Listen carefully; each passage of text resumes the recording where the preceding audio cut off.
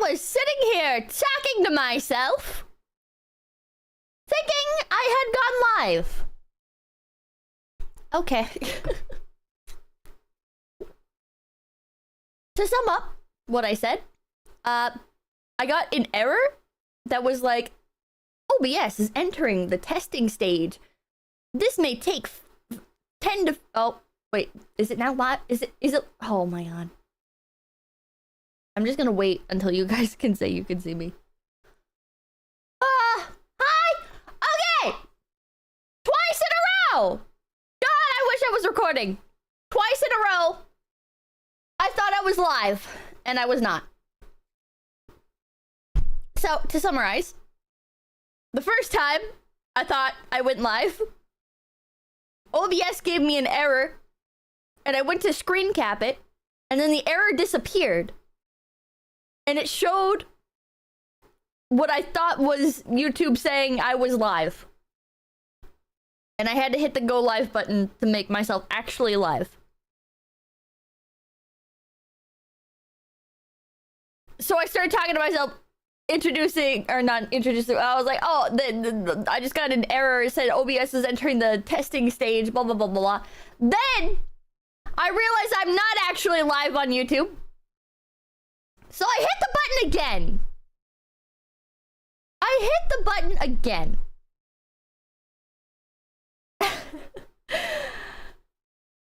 And I start talking about the error that I got and how I thought I was live. But guess what? I still wasn't live. All that went down in the span of 2 minutes. Jesus Christ. CPPC tagging you. Howdy, Pippa. 17 months of scuff. I wouldn't trade it for the world. Hell yeah. Hell yeah. Gotta pop my teeth back in. Was munching on Doritos. Doritos that were supposed to be for a stream. But then I started eating the Doritos. So I've already consumed like multiple bags. I still haven't eaten like the crazy flavors. So maybe I'll save the crazy flavors for a stream. Maybe I should pick up new of the regular flavors that I've already eaten. Melvin Merkel Hopper, thank you. Still aren't live. I'm a voice in your head. Doritos. Do they have some new ones? They have weird ones like hot mustard and stuff. I haven't eaten those. I've saved them. Represent Olvera, thank you. But stuff like the salsa verde is like, it's like my favorite flavor. So I bought like multiple bags of it and then I just keep, I kept eating. The chili ones in the purple bag are gross. Yes, they are. Salsa verde is the best. Salsa verde is the best. Well, how many of you read the book, chat? How many of you actually read the book? If you didn't, it's not the end of the world, because I'm going to summarize everything for you. I did? No. All me? Me? I'm so proud of you. Those of you who read it, I'm so proud of you. Musashi, thank you. It's a poll? Oh yeah, I can make a poll. It's a pretty short book. It shouldn't take you more than an hour at the absolute latest. Did you read? My space bar is going. Never buy glorious keyboards, chat. I bought a glorious keyboard and it is the worst keyboard I have ever had in my life. Also, I forgot to post that I'm live. Take a nice little thumbnail here. Dun dun dun dun. And I shall post on the tweeters that I am live. Dun dun dun dun. Today, live now. Alright. And I'll make a nice little link here. Chat, on an unrelated note, my vision is still blurry. My vision is still blurry. It has been multiple days and I still just... It's blurry. It's because of your arm? Would there be like a connection there? Are you okay? I feel like just a bit sick. Not like bad. Type 2 diabetes. Oh god. I hope not. She's malfunctioning? You have eye drops. No, my eyes aren't like dry or anything. They just keep blurring. Justy's not saying you love the book. Bought the whole series. Hell Yeah. Puke sick, cold sick, like just really lethargic, sporadically nauseous. Are you drinking water? I have been. Did she ever function? I have a book a doctor's appointment. The only book I know is Book Read Club. Book Club. I'm an idiot. Mama, thank you. Hey Pips, my $70 horse Pippa sticker came in today. It's cute. I hope you did not actually buy the $70 sticker. I hope you bought something else and the sticker came with it. Hi Protector, thank you. I should finish the book 30 minutes before the stream. Saxon is the chattest mouse. Thanks for the recommendation. Hell yeah. Hell yeah. Okay. I'm gonna start explaining the story a little bit. And in doing so, I'm going to start with what I think the book itself should have started with. I personally really feel like the book would have benefited from starting with this as like its introduction. This like exposition of like the old lore for who the Black Axe is, which is a very it's a centerpiece to the story. This doesn't come in until after we've already met, spoilers, the character who is the Black Axe. It's kind of necessary information that should have been, in my opinion, at the very beginning. I think this should have been a prologue to the story rather than nestled in between the other chapters. Tonwin, thank you. It reminds me of the Redwall TV show. I've not seen that. It should have. It's probably out of order. It's in release order. It would have made for a great opener. It would have. At the latest, it should have been after chapter 2. I think something like this makes for a good prologue. So, I'm gonna read this to you. Before the days of peace, the guard needed every mouse brave enough to stand and rise above the villains of the territories. And so if you have the book, if you're reading the book, before the chapters start, there's like a map of the territories and everything, which kind of helps to give you some like context as to what the world looks like and just how many like mouse civilizations there are. Which is why this would be perfect to go right after the territories, but right before the chapters actually start. If I could, I would love to just take book 1 and create like a fucking like edited edition. Big Little Mouse, thank you. Recently got a free random Mosa Box package that I didn't order. What the hell? Got a Pippa keychain and Juniper Actis moth plush. Kinda bitchin'. That is so lucky. What the hell? What the hell?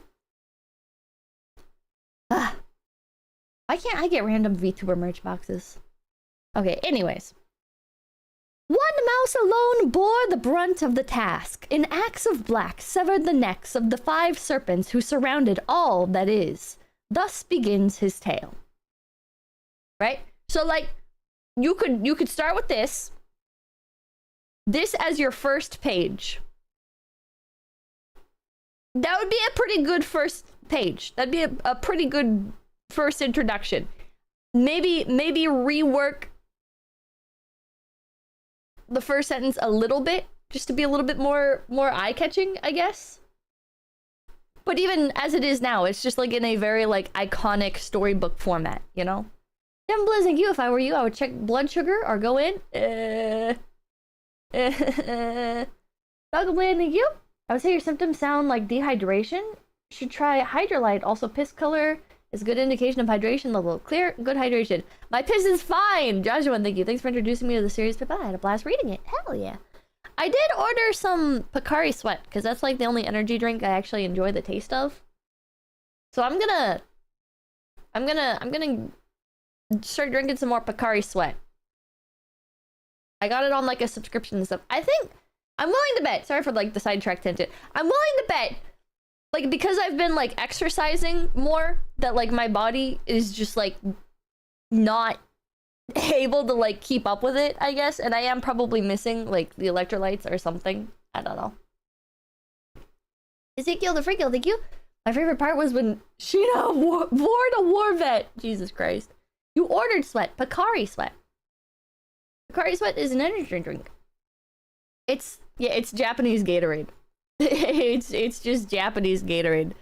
It kind of tastes like Propel energy drinks, but better. The Forte Vault, thank you. It's a lot like Propel. If you've ever had Propel energy drinks, it's a lot like that. Anyways.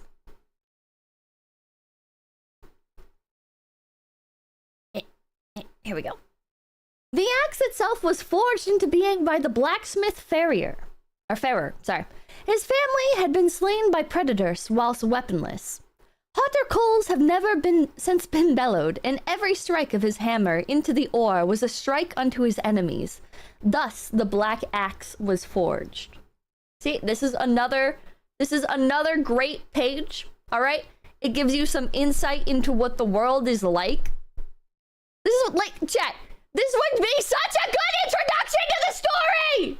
Why is this like 4 chapters in? What an awesome line. It is an awesome line. The line goes hard. It does. It does go hard. Why is this not at the beginning? Fuck! Right? It clues. Okay. So the first page tells you, okay, this world, there's like some strife in it, you know? There's, at one point, the world was hell. And that's why this force of good had to manifest itself to protect like all of the cities. It would also act as a great act of foreshadowing. Exactly. It would be great foreshadowing as well. Then the next page is like, oh, predators. Well, that ties into like the serpents thing, and the fact that they're like making weapons and stuff, like kind of like tells you like what their technology level is. Like the fact that these mice are like doing little jobs and stuff. So it's not just that they're like gathering leftover resources from like humanity or whatever. They're making this stuff themselves. Yeah, little mice doing big jobs. Exactly. Next page. The weapon proved too heavy to wield. It held the burden of all the blacksmith's mourning. To find a true hero, it was taken to Lockhaven. Okay? This is a great introduction to Lockhaven. Right now, how the comic book is, you don't know what Lockhaven is. It's not clear what Lockhaven is. It kind of just like thrusts you in. Another important location. Yeah, Lockhaven is the important location because it's the home of the Mouse Guard. All right? So this, it gives you a nice illustration of Lockhaven. It puts emphasis on it. It's a good page. Every gym knows, thank you. So it's Berserk with critters. One mouse of Lockhaven took the great axe and vowed to defend the weak and hunt his predators. His true name kept secret, he took the title of his weapon, the Black Axe. Perfect. Perfect. You could have had like one of the characters telling the story to the guards or something, or you could have still had the opening with, okay, so how the story actually starts is you have like this merchant mouse, and he's got some grain, and he's walking through the forest, and he's talking about how the Mouse Guard don't really have time to help like sad older mice like him, right? He's transporting this wagon of grain, and it kind of like tells you about how dangerous the world is, how difficult it is to get from city to city, and the Mouse Guard usually like escort people. Okay, he's complaining. Yeah, he's complaining. I felt bad for him until later. Yeah, so after that, we're introduced to our 3 main characters, which are Kenzie, I think his name is pronounced just Liam. I think his name is Liam. Maybe it's like Liam, I don't know. And then Saxon. Liam, yeah. Sounds right. That's how I pronounce it. Liam. I don't know.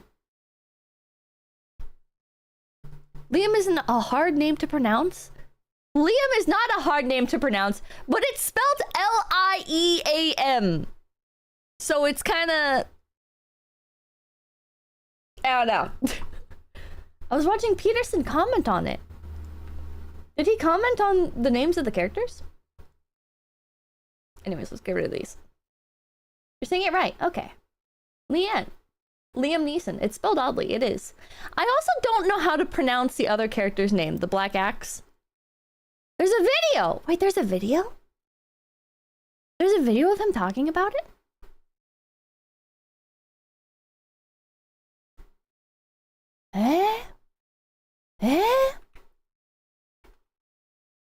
He goes over them on his YouTube channel. Wait, he has a YouTube channel? There's always a video. I didn't know he had a YouTube channel. Let's watch. Jamie, pull it up. Maybe we can bring it up. I wonder if he'll like explain the story and stuff. Sila Nawa? What? Smokes like that. After reading this, I ended up making a red-white mouse guard themed deck on Magic the Gathering Arena. Loved reading it. It's so good. It's so good. Roll the tape. Who doesn't have one these days? Let's do it after we talk about it. Okay, that's probably a good idea. That's probably a good idea. Okay, so I'm gonna illustrate. Chat. I'm kind of a professional illustrator. All right. Let's grab.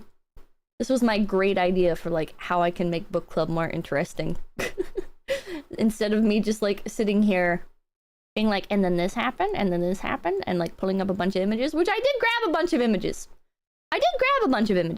But okay, so okay, what's like a good, here we go. We'll just go like this. Da, da, da, da.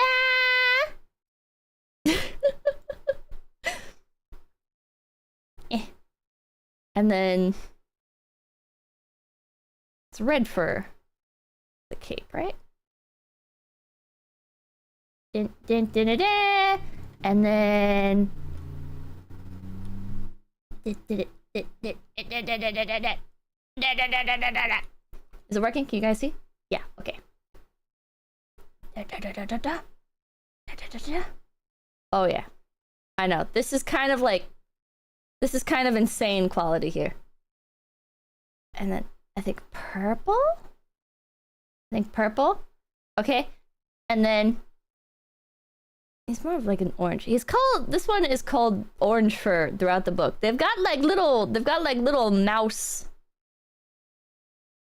mousy words for each other that I can't tell if they're derogatory or not. I can't tell if they're supposed to be derogatory words. But here we go. Is Kenzie a guy or a girl? I think guy. I think. Sweet mouselers. Okay, so this one is Leah. Oh god, we're gonna have to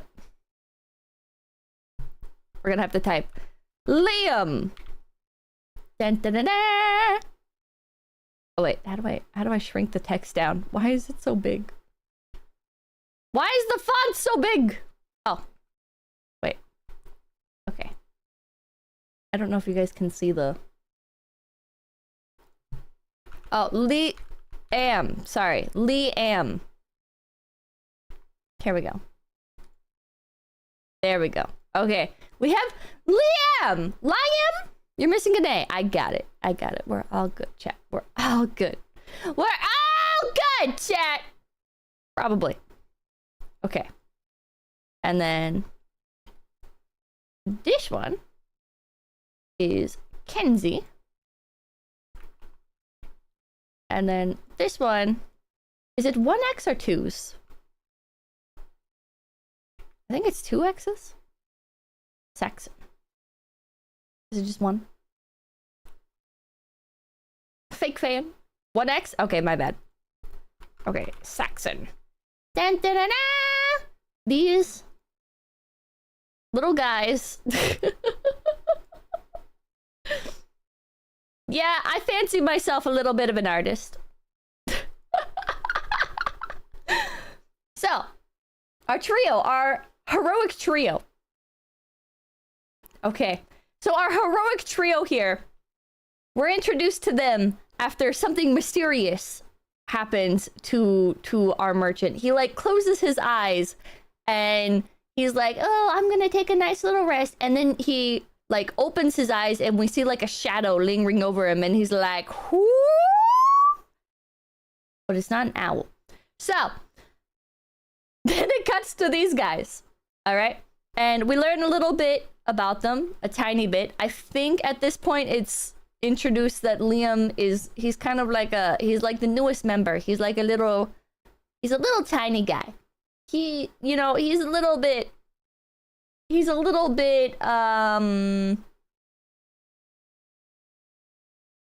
green. That's the word. That's probably why his cape is green, now that I think about it. Just a little guy. He's just a little guy. Peng yang, thank you. Liam means degenerate in my language. What the hell? He's the reader viewpoint. Yeah. A little bit. A little bit. 𝐭𝐿 is a little bit more... I think 𝐭𝐿 is the most experienced one in the group, isn't he? Am I crazy? I like that 𝐭𝐿 uses a staff. Yeah, 𝐭𝐿 has like... He has like a thing like this, and then he like fights with Saxon in the... We'll get to that later. We'll get to that later. Yeah. He's... I don't know if he's actually been in the guard longer than Saxon, but these two are like best friends / rivals. And Liam is kind of like the outsider new guy. So these two are always squabbling, and then this guy is like, hey guys, I'm gonna like go do my own thing. Thanks, bye. 𝐭𝐿's the old man of the group. He certainly gives that vibe. So they stumble across they get sent to go find the merchant mouse, which kind of like tells you a little bit about how the mouse guard actually operates. They're like a married couple. They kind of are. Not clips and kill. All the guys are little guys, but Liam is the littlest one. He is the littlest one. So the mouse guard is like shown to be very on top of things, extremely on top of things. Because, like, they get sent out to find this one little merchant mouse who left the town, and it kind of, like, already paints the merchant mouse as a little bit of, like, an unreliable, he's not the narrator, but he's an unreliable character. Because the merchant mouse, he's all talking about how, like, oh, the mouse guard doesn't care. They're not gonna, like, come escort me. And then these guys are like, oh, yeah, we got sent out on a mission to go find this merchant mouse who was supposed to meet up at the next city, but he wasn't there for some reason. That's kind of weird. Let's go find him. Yeah, they literally went looking for him. So they end up finding his cart, and they're like, oh, what happened here? And it's kind of obvious what happened there. He got killed by a massive fucking snake. And they all have to... Wait, here. Hold on, I have a genius idea. I'll just like... Oh yeah, there we go. There we go. Wait, can I set like the background to be... Oh, I can. Wait. There we go. Oh yeah, alright, I'm kind of figuring this out as I go, but... Snake! Oh, snake! The snake comes along, and he's got kind of like a silly face, and he's like, ah, hiss, hiss. She's kind of a pro. I'm kind of a pro. I'm a little bit of a pro, actually, which I've actually got a illustration for this one. So spoilers a little bit. I just grabbed some of like the panels that I thought were the coolest. I didn't really think about how I would tie them in when explaining the story and stuff. But anyways. So they find the snake, they're fighting the snake. And Liam, he's like kind of scared at first, and they're like, you have to like remember what you fight for, right? And Liam, he like locks in and he fucking goes, and yeah, he like throws himself at the snake, stabs it through the head, almost dies, but doesn't die. Even though he's like the newest to the group. No, Pippa Saxon and Kenzie left Liam alone. The two are actually busy destroying the eggs while Liam solos. Yeah, they find a nest of eggs. They destroy the nest, which is a little bit kind of disappointing. I kind of hoped that, I don't know. They do it in the later books where they capture predators and stuff and like use them. But in this one, like when you're first reading it, I was like kind of hoping that they would like take like the snake eggs and maybe they could do like something with them. Do they raise them later? They don't with the snakes in this one. They just kill them, which I guess is more efficient. But they had like a cart to take them back in and everything. So I don't know why they didn't. Like the bees? Yeah, like the bees. Not the bees! Not the bees! But yeah, I'm kind of sad. I just realized my music's not playing. Hold on. There we go. It felt kind of like awkward explaining, and I'm like, oh, it's because I don't have the music playing. But yeah, they cut the snake open.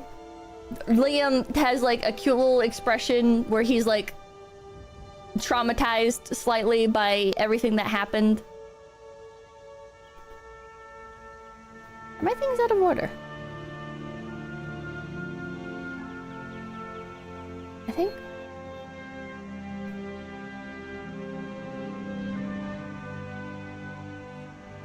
Maybe not. Wait. I can't. Yeah, my stuff is out of order for some reason, which is kind of unfortunate. It's a little bit unfortunate.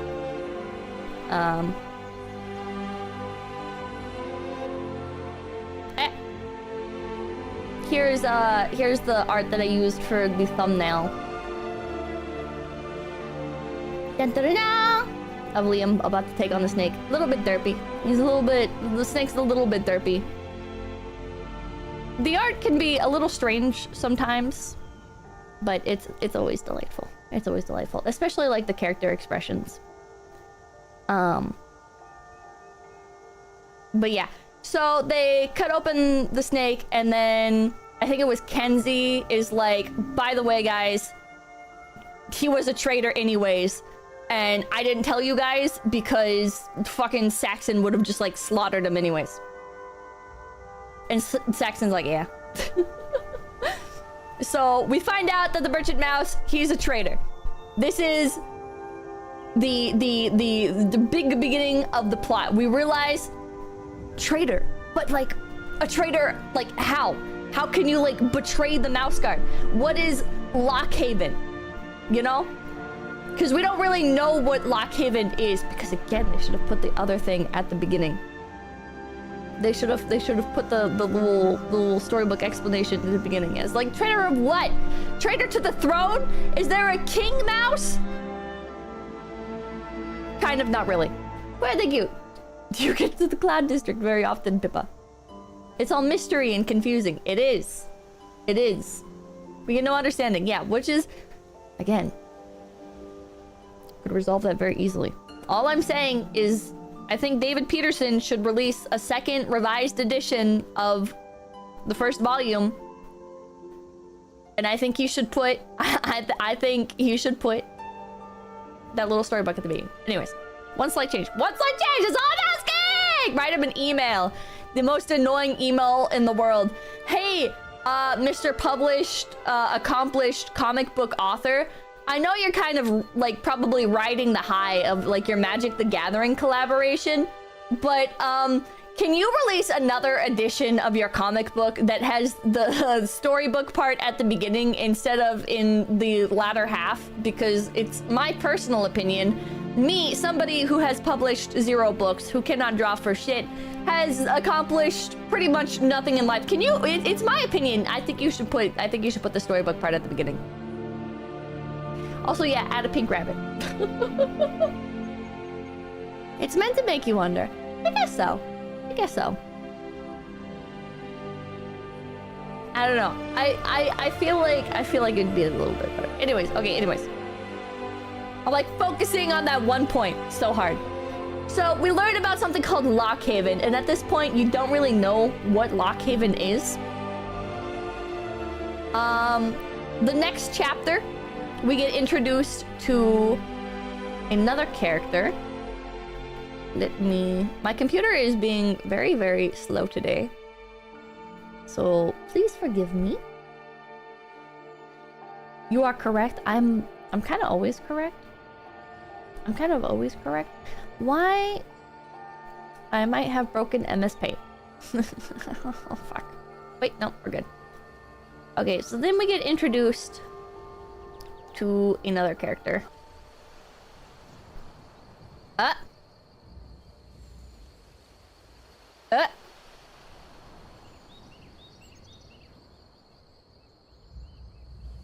Are we back?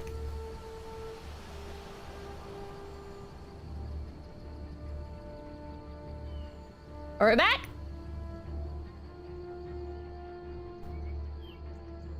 We good? Okay. My computer is crapping out a little bit, sorry. YouTube, we have a problem! YouTube, we have a problem! Okay, anyways. So we get introduced to another character, and this guy, he looks really cool. He's a really cool mouse. This is like the opening, this is like the fancy show-off art that kind of like tells you about what's to come. So here, allow me to illustrate.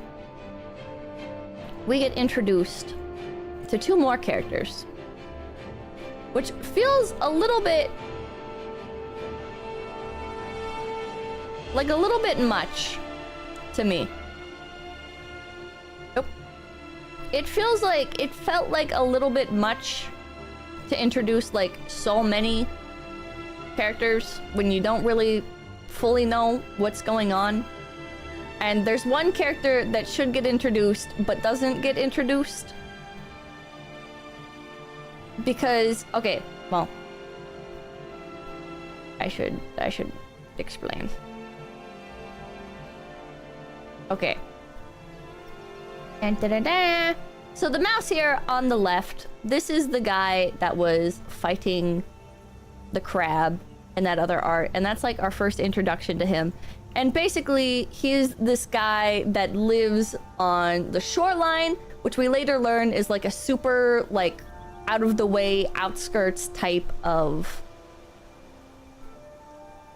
like outpost. It's like a controlled territory, and there's like a bunch of crabs. So I don't understand why there's I don't understand like why there's an outpost there, but I guess it's like for guard reasons. Also, he has like a peg leg.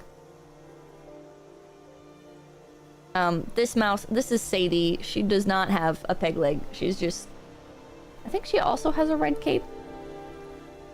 Correct me if I'm wrong, chat. She also has a red cape, right? And then, I don't remember if Conrad has cape. But we have Conrad, and we have Sadie. Sadie is like a lone wolf type. She kind of like likes to go out and do stuff alone. Conrad, he's like an old man. He's like done his time and stuff, and he's like living out in like this outpost. And Sadie comes up and she's like, yo, is this shit abandoned? What happened to like our guard's mouse here? He drinks. He does drink. He has a little bottle of tiny mouse rum, which is adorable. Sadie has a purple cape? Is it purple? I don't remember. I don't... Wait, hold on. Do I have art with her on it? I do! It's kind of... It's kind of purpley red. Now that I look at it. Okay. Here we go.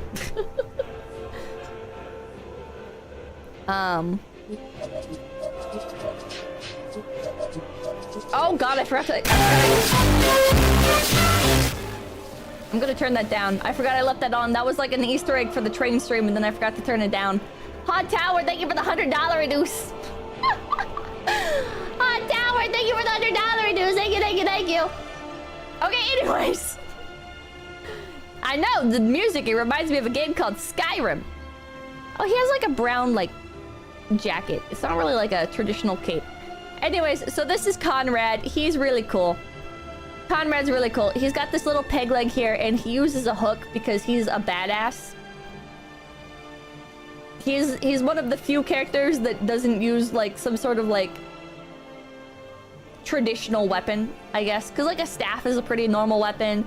The swords, the daggers, the axe, they're all, like, very, like, normal weapons. But here is what makes Mouse Guard interesting, in my opinion, is, like, these little details of... Yeah, when you're this small, you can use a fucking fish hook as a weapon. You know? It's a sewing needle, not a hook. It's a hook. Look at it. Look at the end. It's literally a fish hook. Anyways. It's a fish hook. So anyways. And he's got like a funny little accent. Speak if you wish to keep your life. You can just imagine him as like a piratey guy, you know? A fishing hook. He's pretty cool. He's pretty cool. Unfortunately, Conrad doesn't last long. Unfortunately, Conrad suffers from something that most characters suffer from, other than like the main cast in the first book, where they pop in and then they fucking immediately disappear. Which, I mean, it's a pretty short comic, so it makes sense to some extent. But yeah, Sadie's really pretty in that she has like, I guess, like greater depth of detailing in her fur. I like that she has like the light brown undercoat. It's pretty cute. I guess they all have like lighter underbellies, but I feel like it's just more pronounced with her for some reason. But it's pretty cool. There's like another frame. Sadie gets to know Conrad a little bit. She's like, so why did it look abandoned in here? And Conrad's like, well, that's because actually I've been hiding in the rafters spying on people. And Sadie's like, what? Okay, can you like tell me more about that? Can you like explain a little bit? And he's like, here we go, got another panel. It's loading. He's in the walls. Conrad is literally in the walls. He's a pirate mouse in the walls. Look at how cool he is! He's so fucking cool! Is this like Redwall but with mice? I'm pretty sure Redwall already has mice in it. Eavesdropping, yeah. He's really cool. He's really cool. And then look who it is, chat! Look at who we see again! It's the fucking merchant! So, Conrad confirms that the merchant is a traitor, and not only is not only is the merchant mouse a traitor, but he's also a willing traitor, which makes things even more curious, right? Because you're thinking, shit, it's not like he was like coerced. It's not like he was like potentially innocent in this. He is like doing this like voluntarily, you know? Yeah, the plot thickens. The plot thickens a bit.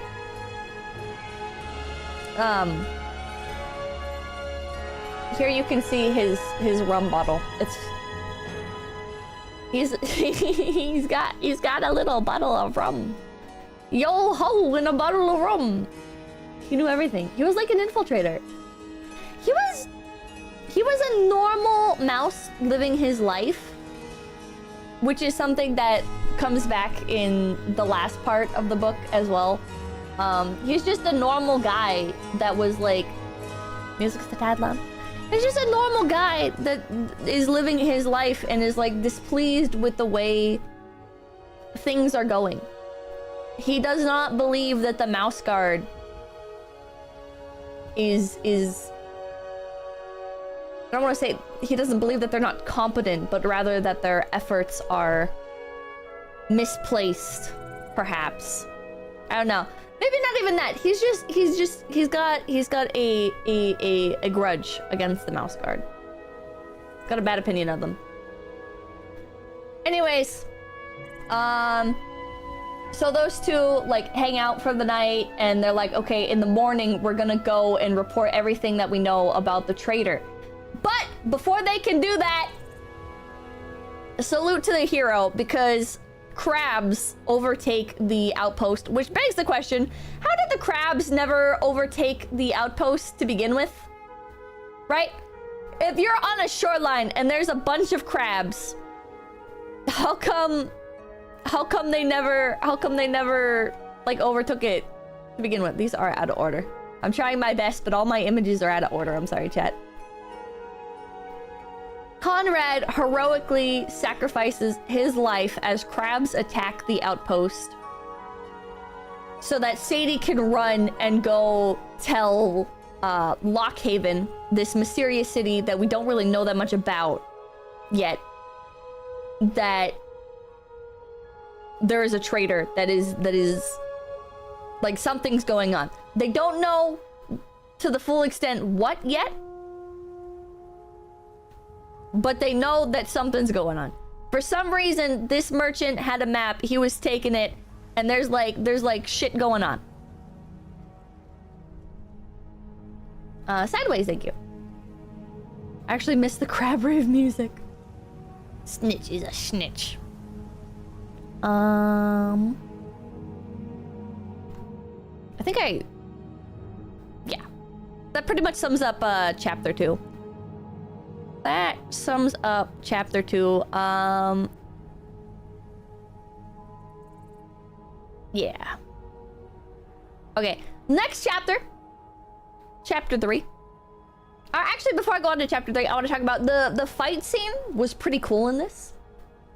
There's something happening. What exactly isn't clear. Yeah. The fight scene in chapter 2. Yeah, chapter 2 is pretty interesting. Oh, Chia Ray, thank you for the raid, Chia! Thank you! Penguin, thank you. Anyone else remember the book, The Secret of Nim? That's a good one. Hello! Welcome, readers. I'm just talking about the first book in the Mouse Guard comic book series. Is this a crab battle? Yeah, in the book. This gray mouse, his name is Conrad. He sacrifices himself to save that brown mouse in the top left. Her name is Sadie. There is, to catch everybody up to speed, basically, there's like treachery going on, and this group called the Mouse Guard have to protect this city called Lockhaven that we don't really know much about yet. They have to protect them from the traitor, and we don't really know like what's going on yet. Unless you already listened to me tell everybody, or you already read it, in which case you do know. But yeah. I don't know what all this means, but love me some crabs. Also, hi guys. Hello! Hello. The next chapter, even though they had, I think it was Liam that was carrying the cart, right? Even though they had, even though Saxon and Kenzie, our heroes, had Liam carrying the cart, they ditched the cart and they head to the city known as Barkstone. And when they enter the town, they immediately like get the sense that they're being followed. And they're like, that's kind of weird. It's kind of weird that we entered this town and immediately we're being followed, even though we haven't said anything, even though like there's no reason for somebody to like be following us. But here is the cute little mouse town, and we're introduced to this, which is a little bit of foreshadowing, kind of. Leandro Martinez, thank you. I should have been a traitor all along. Which is like an interesting little bit, because I don't know... Like... I don't remember. It's been like a long time since I read these originally, so I don't remember if this armor is like standard at all. I can't remember if this is like a typical type of armor, but this is a little bit of foreshadowing because this guy does not look like the regular guards mice. The mouse town with Scumfy is pretty cute. I like, look at them, they're like selling vegetables. There's a market, there's a baby mouse, and this guy, he's like sweeping the road. This mouse is doing her laundry. It's so cute. It's so cute. Is that rat bastard a thief? No, he's not a thief. We will learn in a moment. We will learn in a moment what he is. Slice of life is very slice of life. It's very cute. It's very cute. We see some more of the town. I took quite a few screen caps of the town because I really liked it. They're like, okay, so like Saxon, Kenzie, and Liam, they like go into a tavern and they like just have like a very chill time, and they're just like doing stuff, you know? They're just like, and look at the little glass blower mouse. They're living their life. There's a whole ass town here. There's a lot going on. Glass blowing is impressive for mice. It really is. It really is. Like stocking up on like health potions. I don't think it's actually health potions, but anyways, it's a whole little mouse society. It is. I've got stuff stuck on my screen. Okay, anyways. So they realize that something's going on here. I thought it was Liam. It's not Liam. It's Saxon that gets up there and is like, hey!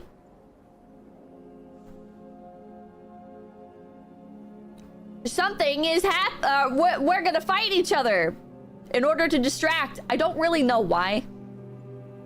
I don't super know why they do this. I think like Kenzie had like a more clear plan. Maybe I didn't like read this enough. But Saxon is like, all right, we got a distraction. He kind of just does it. He kind of just does it. They're being followed. They are being followed. And Kenzie's like, we have a plan. But I don't understand why these two, I guess, just do this immediately. Liam ends up being the one to go off to find, like, out what's going on.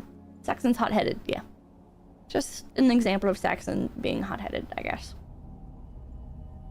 They were improvising, but they didn't need to improv because Kenzie had a plan. Forward-facing mouse. The forward-facing mouse is pretty funny. Yeah. And I screen capped this panel because, like, look at all the mousies. Look at this one. He's got like a little toga. This one's got an eye patch and like a little pirate's outfit. This one looks like he's from Monty Python. This one's got like a little musketeer hat or sailor's hat. This one's got on like a tunic. This one's got like a really wide face. Here's the child mouse from earlier. It's pretty cool. Yeah, and then Saxon's like, or Kenzie's like, get down, and Saxon's like, well, you asked for a diversion. Which it's like, okay, buddy. They're so cute. They're so cute. Anyways, Liam goes off. I didn't take any screen caps of what Liam ends up doing, but so Liam goes off and he's like, oh, I know what I'll do, because I did not think this out. I just did orange on orange, but it's okay. Okay, so Liam's like, I've got a map. You know what? You know who would need a map? You know who I should take a map to? A cartographer. Because like a cartographer like does stuff with maps. His line of reasoning is a little strange. his line of reasoning is a little bit strange, but he stashes his cloak and his weapons into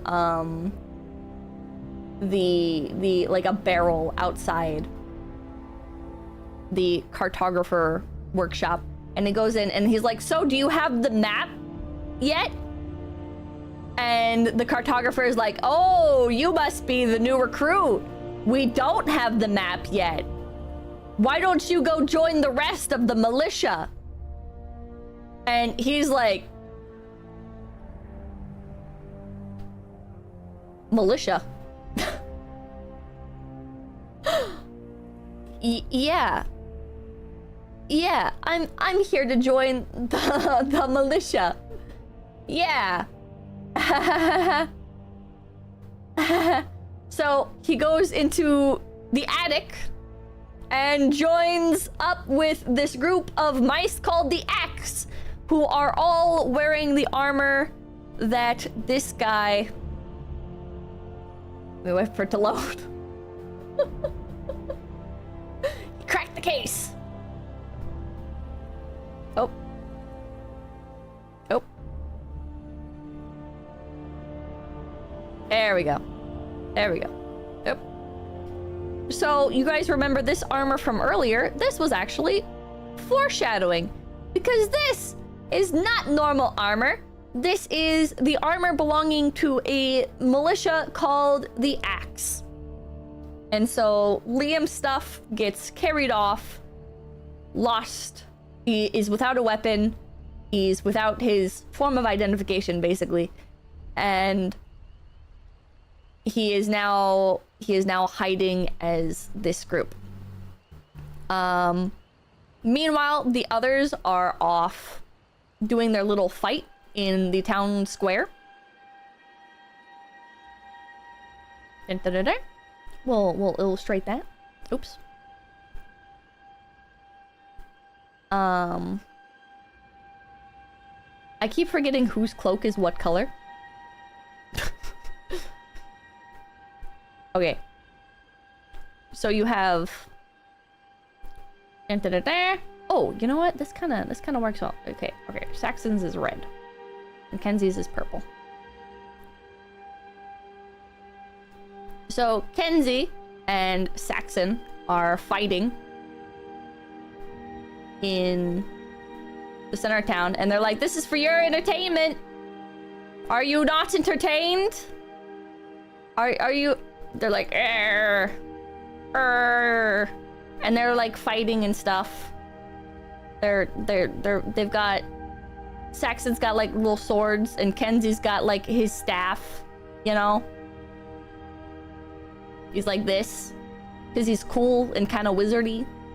And Saxon's got a sword, because he's like a regular barbarian type, I guess. His sword's kind of comedically big too. It's kind of, yeah. They look so blurry, it's like a vision.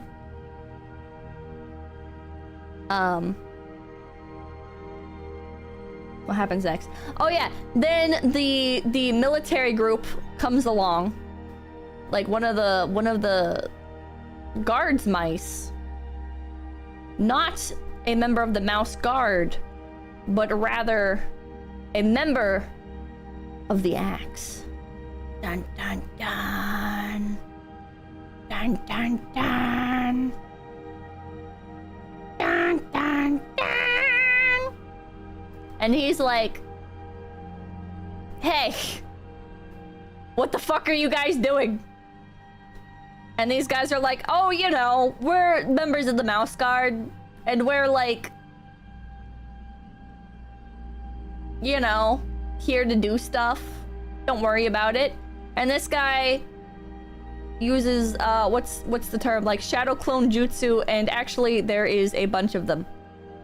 There is a bunch of them, and they are not pleased.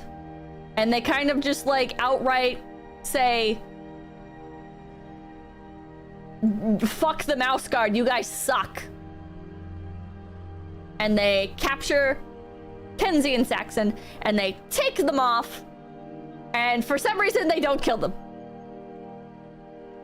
For some reason they do not kill them. The Axe kidnaps 𝐂𝐚𝐬 and Saxon and ties them up and throws them outside the city, which doesn't make any sense. They quote unquote left them for dead, which I don't understand. For some reason, the axe is very averse to killing, ironically. Liam has no idea what's happening. He's with a different part of the militia that sets off for Lockhaven. Like, the attack is already in action, right? So the militia and Liam are marching off towards Lockhaven, which is quite a distance away, and he's got no idea. He's like trying to figure out like something that he can do to stop this while he is marching with them. Meanwhile, these guys here, we can just erase them. So they are now devoid of weapons. They are now devoid of weapons, and they're like, they wake up. Hold on. Can I? Not like that. They wake up like this, and they're like, what the fuck, bro? Why are we upside down? They don't say that. They don't say that. They're like, I forget what exactly they say, but they're like, why are we upside down? And just a short distance away from them, there's like an old man mouse. There's an old man mouse, and he's like chilling on his throne. He's got like a big chair, and he's like warming his little paws by the fireplace because he has a fucking fireplace, this dude. Which, spoilers, will be an issue. And they're like,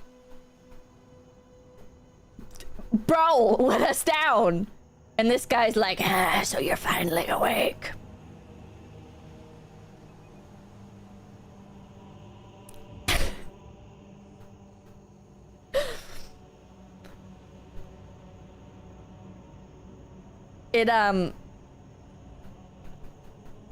This guy this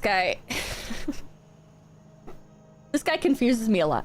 I think this is when, or no, I think it's right after this. I think it's right after this.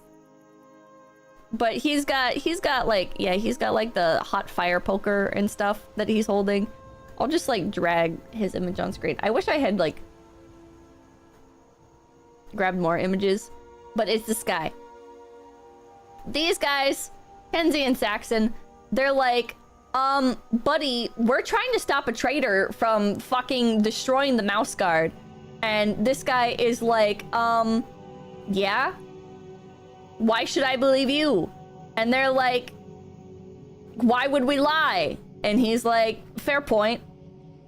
And then he sets his house on fire by accident because he's carrying around a poker from the fire that he was presumably going to use to torture them with. And it sets his house on fire. And then at the end, he's like, it's fine. Yeah, 𝐂𝐚𝐬 and Saxon are like, oh my god, your house burned down. Everything you own is gone. Your identity is lost. All of your possessions, all of your history, gone. And he's like, it was leaking anyways.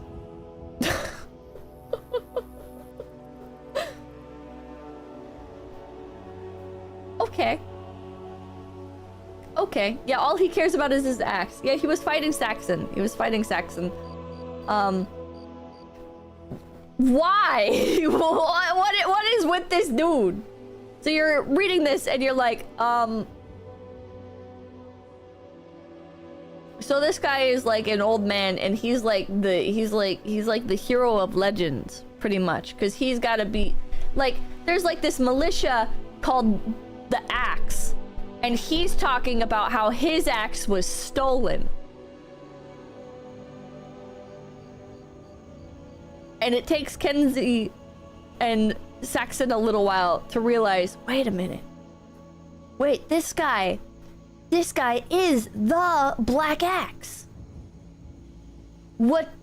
Because before they're like, what's up with this dude? He's like, there's like this black axe of legend, and there's like no proof that he's real, but he was like there for like the founding of our civilization. He's from that long ago, and this old man is talking about his axe. I don't understand how he can be that old. I don't understand, chat. I don't understand.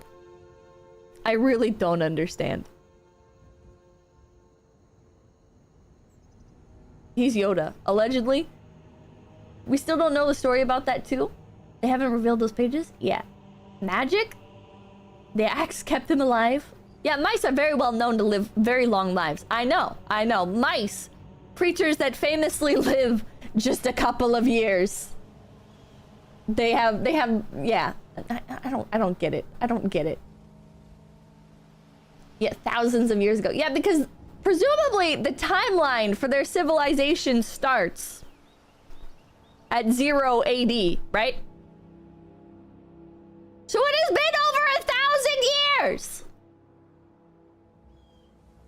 You're implying that this mouse is 1,000+ years old? Bro.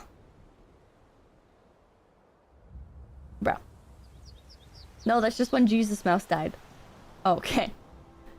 It's just when Jesus Mouse died. Mouse years? Okay, 1,000 years old in mouse years? A year to them is probably 1 week. 1,000-year-old mouse must be a VTuber? That checks out. That checks out. Yeah, so we learned this guy's name. I don't know how to say it. Maybe you guys know how to say it. But it's written Celanawe? Selanawe? Selanawe? Is this like Gaelic? Shelanois? How do you say it? Feels very Welsh or Old Britain. Cluan. Cilantro. Celery? Cellophants? I say like Selanawe? Brian. Spell it again. Celanawe. Cellophane. The original owner is long dead. It's like a torch. The axe is pet.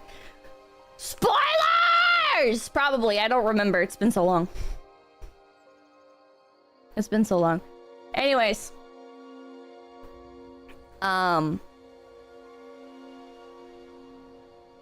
Yeah, so he's like, alright, we gotta go get my axe. I don't really care what's happening right now. I just want my axe back. And maybe I just like did not spend enough time like really looking at this character, because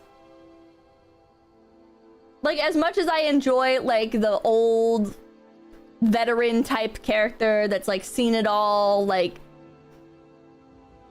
that type, he feels a little inconsistent to me, because it feels like he's like, I don't really care. You know, I just want my axe back. I'm not gonna do anything unless I get my axe back. But then he's talking to Kenzie and Saxon before, afterwards he's talking to Kenzie and Saxon while they're on their way to go get his axe back, and Kenzie and Saxon are like, so if you're like the hero of legend, how come you didn't help us in the Winter War? And we don't really know what the Winter War is yet. But it was like a long war with like against predators that was like massively destructive to mouse civilization. And he's like, just because you didn't know I was there doesn't mean I wasn't there. Yeah, your fault for, he says, your fault for not noticing. Which it's like,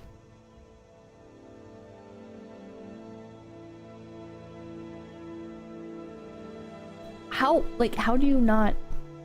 Yeah, they fought weasels. It's like, how do you... that's one of like the things that sparks the militia. So the militia, part of the reason why they're so pissed at the Mouse Guard is because they believe that the Mouse Guard, A, should have prevented that war from happening to begin with. They should have been more proactive about hunting down predators in order to stop that war from ever happening to begin with, and B, that they didn't like do enough. Like, too many people died. But I don't understand how you have like this entire mythology about a mouse that wields a black axe, famous enough for this militia to form based on its like its idea. Oh, text at the bottom is doubled. Yeah, what the hell? I don't know how that happened. Thank you. Right, it's that famous of a myth, but then you have like a war that happens, a very famous war, and this guy allegedly fought in it, and he's like, you just didn't notice me. I was there. You guys didn't just... it's your guys' fault for not realizing that I was there. They want autonomy. They don't want autonomy. The motivation for the for the axe is revealed later. They don't want autonomy. They actually want the opposite. They want the opposite. Autonomy from Mouse Guard. Not really. I mean, I'll explain it in a little bit. I'll explain it in a little bit. Okay, so...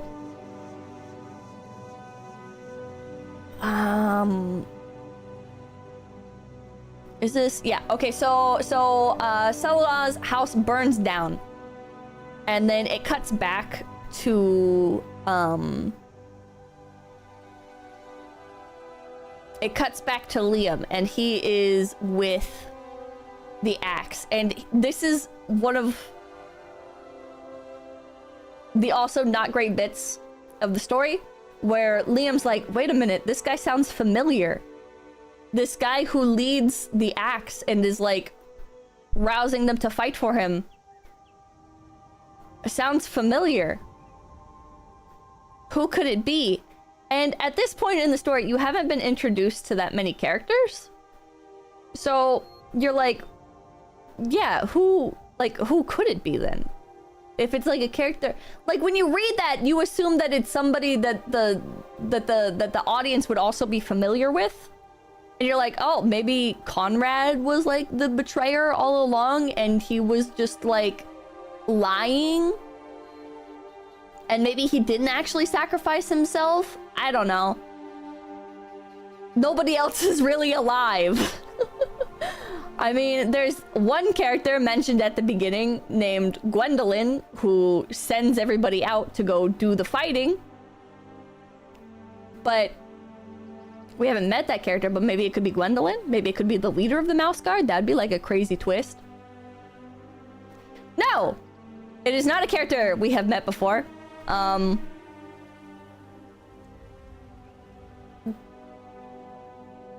We'll reveal later. Midnight popped up from a minute beforehand? Oh, they talked to Midnight before the town. Oh, okay. And Midnight appeared in like 2 panels. Okay, well.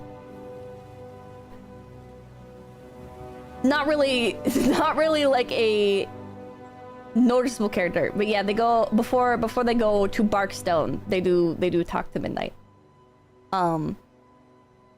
Which is such a like, you glance over it, you'll miss it type thing.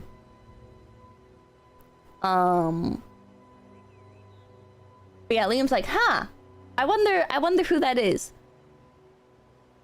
Liam comes up with a master plan. He's like, weren't there snakes around here? Didn't we just like go through here? And didn't we just like fight snakes here? Do you think there are more snakes here? You know what? I have a great idea. And so he leaves the group in a pretty suspicious way. Liam leaves the rest of the militia to go trying to find a snake. And his brilliant idea is he's gonna lead a snake over to them. Yeah, also they kept bringing up the map they found to him out of caution. Or yeah, they kept from bringing. Yeah, that's one thing that happens. Before, like, as they're entering the town, Liam goes to mention the map to, I think it was Liam goes to mention the map to Midnight. Midnight's like, what are you guys doing? And Liam's like, oh, we're gonna like take this map to, I think back to Lockhaven. And then Kenzie, if I remember correctly, cuts him off and is like, shut up! And then Liam's like, why'd you tell me to shut up? And Kenzie's like, because you fucking idiot. We don't know who the traitor is. And Liam's like, oh. My bad. Night Owl, thank you. Hi, people, yesterday was my birthday. Thanks for streaming. Happy birthday, Night Owl. Happy belated birthday. Happy belated birthday. Oh, yeah. Yeah, so anyways. He was just trying to run away, wasn't he? He just thought, where's the snake when you need one? Offhandedly because he noticed the merchant's grave. Did I misunderstand it? I need to, like, bring it... I need to... Wait, hold on. You know what? I'm just gonna grab my phone, and I'm gonna check. I was reading this on... Amazon Kindle. I did. Okay, wait, hold on. Let me verify.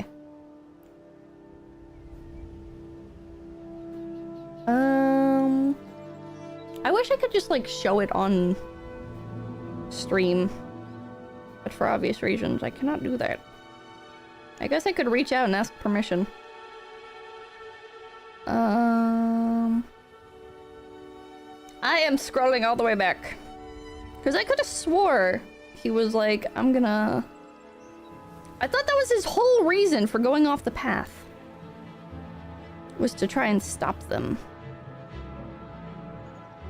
Everything goes by so quickly. I'm like scrolling through and I scrolled way too far back.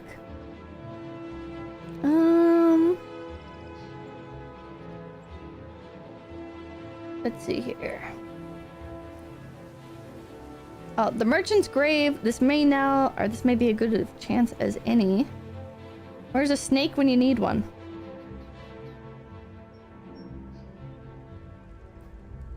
Oh yeah, I guess he doesn't say that he's planning to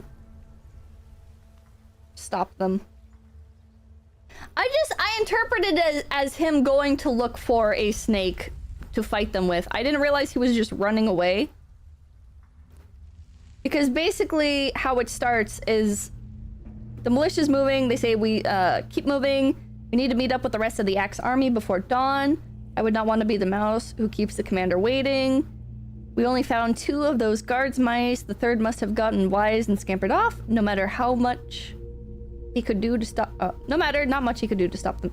The Axe now. Liam sees the merchant's grave. He says, the merchant's grave, this may be as good of a chance as any. And he heads out. And he starts stripping down his armor. And then he tries to fight them. Oh yeah, I interpret it as him... Okay. Seems like he was just trying to get ahead of the army. That makes sense. They knew there were 3, so he acted too sus and he got caught. Yeah. I thought what he was trying to do was, he was like, where's a snake? I'm gonna go get a snake. I'm gonna, like, lead it back to them and I'm gonna kill them. And then he, like, immediately gets cut off. But I guess that was me being too presumptuous. He should have kept the armor on. Yeah, I don't know why he took the armor off. Why he does this, who knows? I don't... Now I don't super understand. Like, was he just trying to, like... Was he just trying to run away? To be faster? But you already have the armor, so why not just keep it on? You know? Maybe it was heavy? Maybe? Bro threw for some reason. That's what I'm saying, Meat Man. Was expecting a cool fight scene but he just gets knocked out immediately. Yeah, he almost immediately, like the second he strips his armor down, they just grab him. I think he left the group the grave is close to Lockhaven, so his time was running out to split off. So allies don't attack him, but there's no way for the mouse guard to know that the black armor symbolizes members of the Axe. Remember, our trio walked into Barkstone and saw the guy with the black armor, and they didn't think anything of it. They had no idea. Yeah, they were like right by it. They literally followed him off the track. They literally followed Liam off the track. And the second he stripped down, they were like, ah, gotcha, idiot. Was expecting to fight a snake, didn't want to be swallowed, so he also ditched armor. That would make sense if he was going to go fight a snake. But even then, like, if you're gonna go fight a snake, why don't you, like...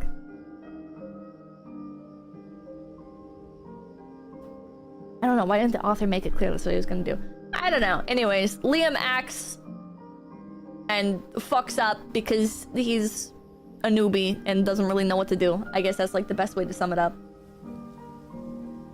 Ash Coyote, thank you. My boy was done dirty, he's just a newbie. Uncle Sam, thank you. Hi, Pippa in chat. Can't believe it's been 2 years as a big peepee. Also, it's my birthday too. Don't get his, why drop his weapon too? I don't know.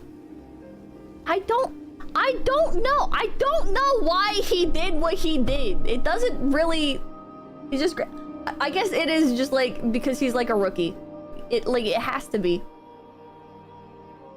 He was also angry that they thought the third mouse was a coward. Him, like, them saying that and then him getting angry is why I thought he was going to find the snake to bring back to them. That's why I thought he mentioned the snake, and that's why I thought, like, the merchant's grave was, like, a... like, indicator of, like, ah, look, call back to this! Bring back the snake! Bring back the snake! But I guess it's supposed to be, I guess, like, as a reader, you're meant to interpret it as, oh, well, actually, we know Liam is not a coward, and Liam knows that he's not a coward, rightfully so, because earlier in the comic, at this same very spot that we're looking at now, he soloed a snake. He threw himself into the mouth of a snake and slayed it. I guess that was the intended interpretation. I thought he was gonna go find a snake! Whatever. Whatever. He was just wishing for a snake. I guess so. That makes sense. This is why book club's interesting, because we can, like, talk about it and... understand. I think Liam did that because the writer wanted him to be a prisoner. You know, that's a pretty good guess. Anyways, the axe is like, oh, hey, idiot. Saw you get naked, and this whole time we were aware that there's like a third guy and that we didn't capture, and you kind of just made it obvious that you're the third guy. And my eyes are burning. Liam is like, shit, are you gonna kill me? And they're like, no, we're not gonna kill you yet. We're going to string you up onto a little, we're gonna like hold you up on a stick and we're gonna march you to Lockhaven, and we're gonna kill you in front of the founder of the Mouse Guard, and she's gonna be really upset because you're the youngest member of the Mouse Guard, and that's gonna demoralize her, and that's gonna like make it clear that we're talking real business. Did you forget your allergy meds again? No, I took Claritin today. At least he didn't have to walk there. He did not have to walk there, which is... It seems like it would have been more efficient for them to, like, just shackle him and, like, drag him. But instead, they hold him up on, like, a little Jesus T-pose type thing and walk him all the way there. Dina, thank you. I hope there's more book clubs. I have enjoyed watching these. Hell yeah. What's the next image that I have? Yeah, the next images that I have are of them doing just that. Here you can see Liam strung up on a pole. I really liked the art. I took quite a few screenshots of the... He's the chosen one! I took quite a few screenshots of these panels. I thought this was kind of corny. I didn't like this part. Red sky at night, guard mouse's delight. Red sky in morning, Guard mice take warning. Like, the art is really cool, but that line was so cheesy. That line was so fucking cheesy. The art is great, story's a bit confusing. Story's a little bit like, you can, like, it's not, like, too bad. You can get what's going on. It's just... there are some things that could have been done to, that's an old sailor saying. Yeah, that's why it's really cheesy. A bit convoluted. I threw up a little. Too long we have sat idle. Gwendolyn exploits us. Cities, towns, and villages hold all the power, and guard mice are their pawns. The territories need one sole leader. So this is why I was saying before, they don't want autonomy. The purpose of the axe is not to liberate mice from any sort of leader. The purpose of the axe is to establish this guy, the leader of the axe, as the new ruler. Yeah, in a little bit is when we finally understand the significance of the black axe. Exactly. One who can offer security and prosperity.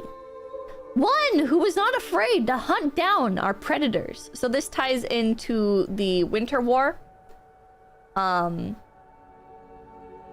Part of how he has rallied the axe is by basically, like, capitalizing on the Winter War. Like, okay, we got fucked over by predators. Next time, if I'm elected president, we will not get fucked over by predators, because I will simply kill all the predators.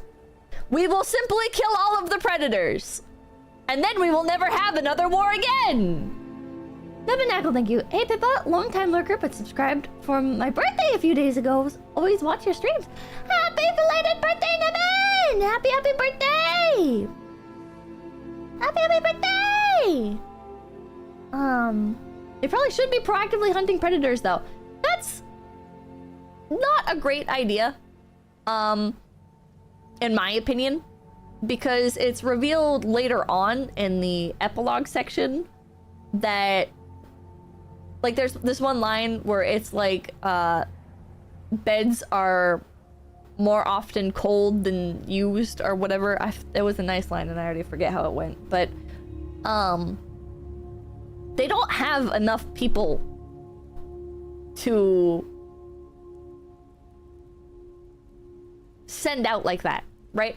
If you're, like, actively going out and, like, hunting these threats, like, that's a lot of lives that A, you're going to be losing.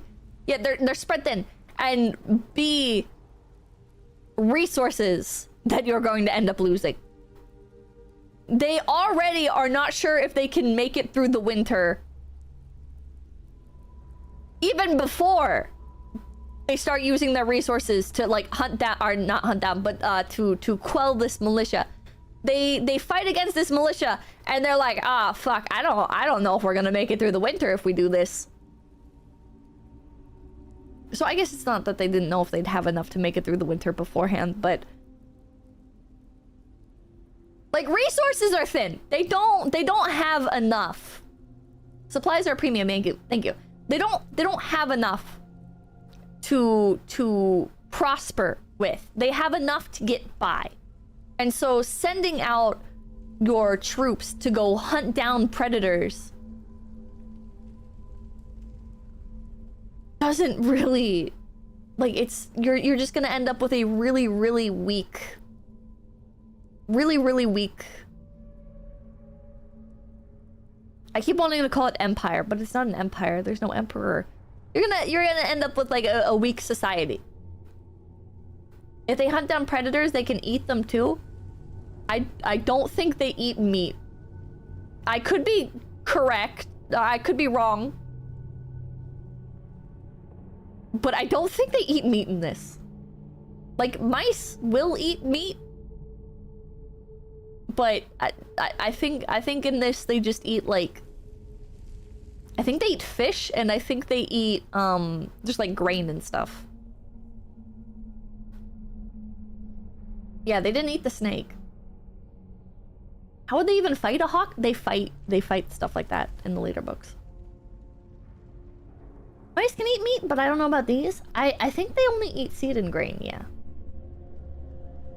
Mice eat meat? I thought that was just rats. Nope, mice will eat meat. Mice will eat, like, their young ones. Spoilers. Okay, yeah, spoilers. Fish is meat, Pippa, yeah, but it's not like a traditional meat. You know what I mean? I once saw a New York rat carry a 12-inch pizza. That is so base. Anyways, how many books are there? I only read the original 4, I think there was. But I think there are... I don't even know if there was 4 when I first read them. There's not many. But yeah, who can offer security and prosperity? One who is not afraid to hunt down our predators. I love these little pinecone boats. One who is more than a mere guard mouse. These little pinecone boats are so fucking cute. The little pinecone boats are so fucking cute, chat. It's such a wonderful piece of world building. 4? I thought 3. Is it 3? Okay, yeah, 3.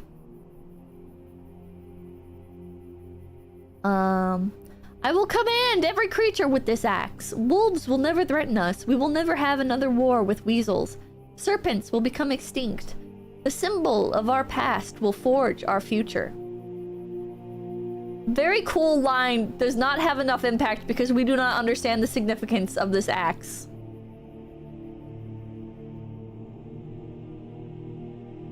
That's like right after this. Right after this is when they explain, when they do like the storybook thing, and they're like, the black axe was used to kill 5 serpents and blah blah blah blah blah blah blah. Right? So with that context, you're like, oh, so the leader of the axe is capitalizing on people's like nostalgia for this like childhood legend, what's widely regarded as a legend, where this mouse slays 5 serpents. Right? It's like a massive symbol of strength and overcoming the predators that fight them. Yeah, he's appealing to their emotion. And he's appealing to their emotion with also the war that was against the predators. It ties together really nicely, but the way that it's presented, again, if you just put this at the beginning instead, it would have so much more impact.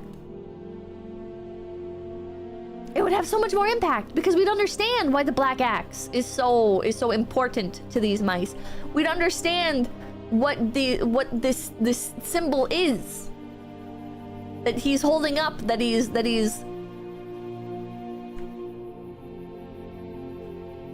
using as the symbol of his movement. But we don't have that context!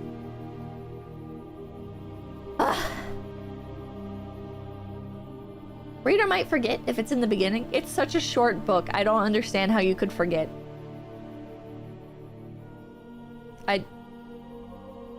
At the very least, then, why, like,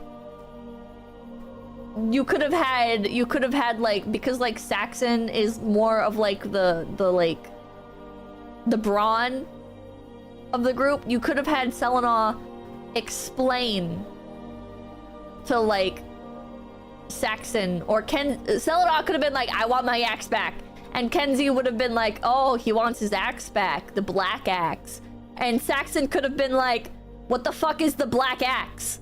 And Selena could have been, or not Selena, Kenzie could have been like, oh, well, you see, the black axe, blah blah blah blah blah, right? He could have been like, what?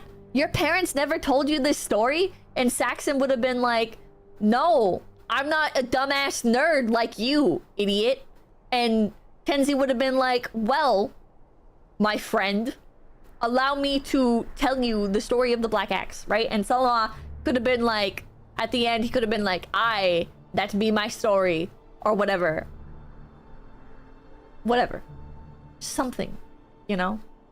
Senua could have like told the story of the book while the flames in his house were raging or whatever, or maybe like as they were waking up, Senua could have explained to them, and they'd be like, what? Why are you telling us the story of the Black Axe? Everybody knows the myth of the Black Axe. You don't have to tell us the story of the Black Axe.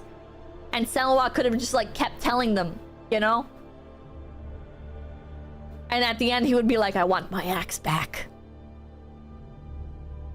Give me my axe back. Because at that point he like thinks that they stole his axe. I don't know.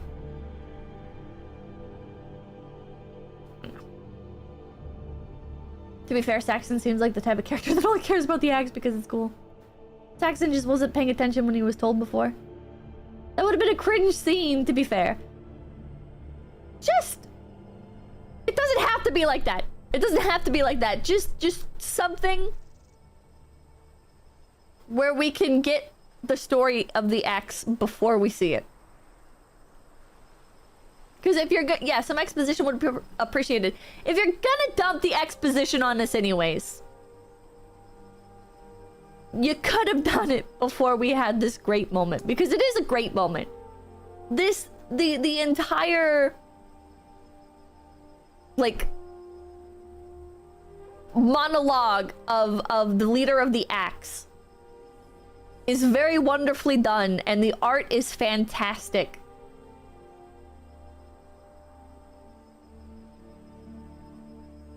But we don't know what the axe is before this. It doesn't do that in the introduction. Explain what the Black Axe is? No. Anyways. It's gonna be my 2-year sub-anniversary in a few days. Thanks for making my life better, Pips. Hell yeah! A great moment that lacked context, yeah.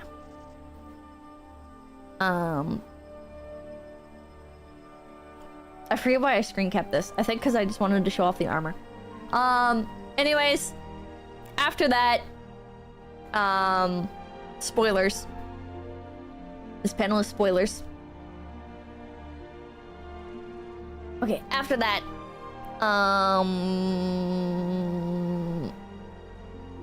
the army marches up to Lockhaven, and we finally get a nice view of it. We finally get a proper view of Lockhaven. And we learn that it is the home of the Mouse Guard. And...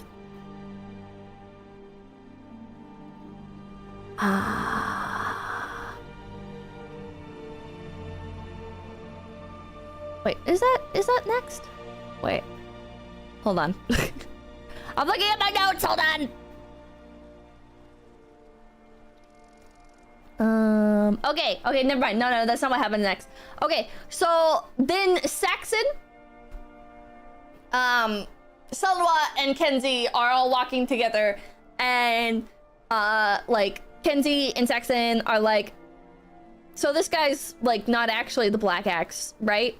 And they're like, well, maybe. Well, I don't know. There's like no way, right? Because like that was so long ago. Like, everybody knows the story of the Black Axe, and, like, the Black Axe was, like, so long ago. And Senua is like, don't worry, guys. I know how we're gonna fight everybody.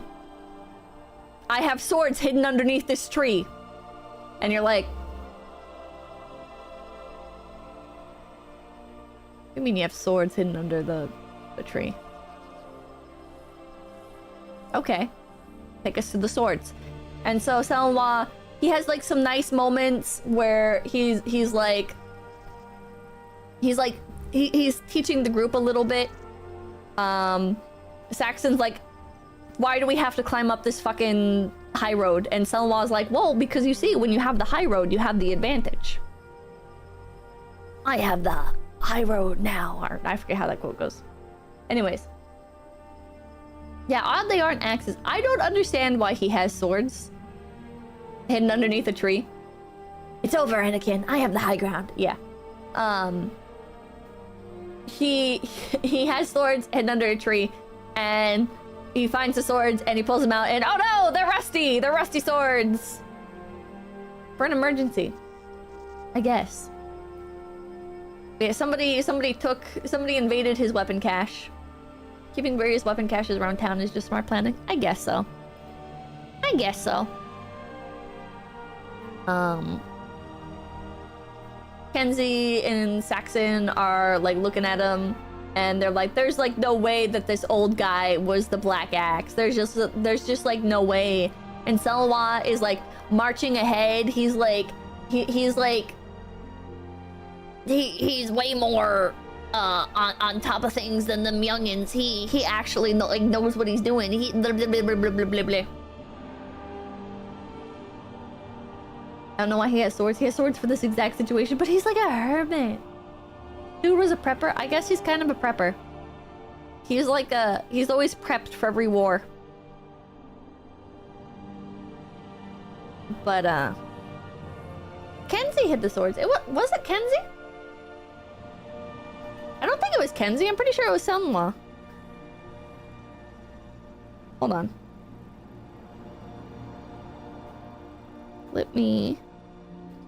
Next time I should like write everything out as it happens, and then I can just like read it. Right now I'm like, oh yeah, here's like so. Oh, it was Kenzie. Okay. Okay, it was Kenzie then.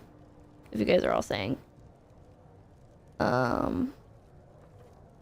That checks out. He's like the smart, resourceful one.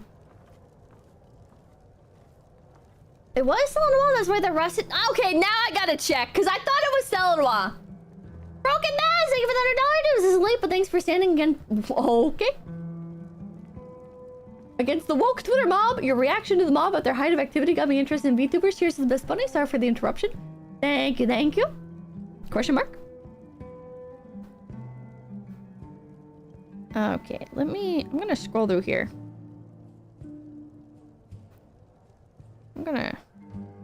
My like app is now doing this thing where it like highlights every text box, and I don't want it to highlight every text box. I just want to go through here and see who... Hold on. How do I make it stop highlighting panels? Oh fuck, it just like went all the way back. Chat, how do I make it... Why is it doing this? Why is it? Okay, I fixed it somehow.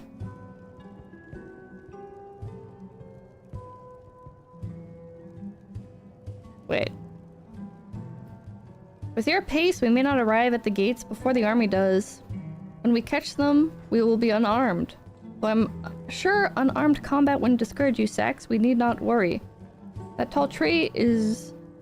That tall tree there, it's the first to turn in the fall. I've stockpiled weapons there for trouble. It is Kenzie! It is Kenzie! Okay. Kenzie did not leave the stash.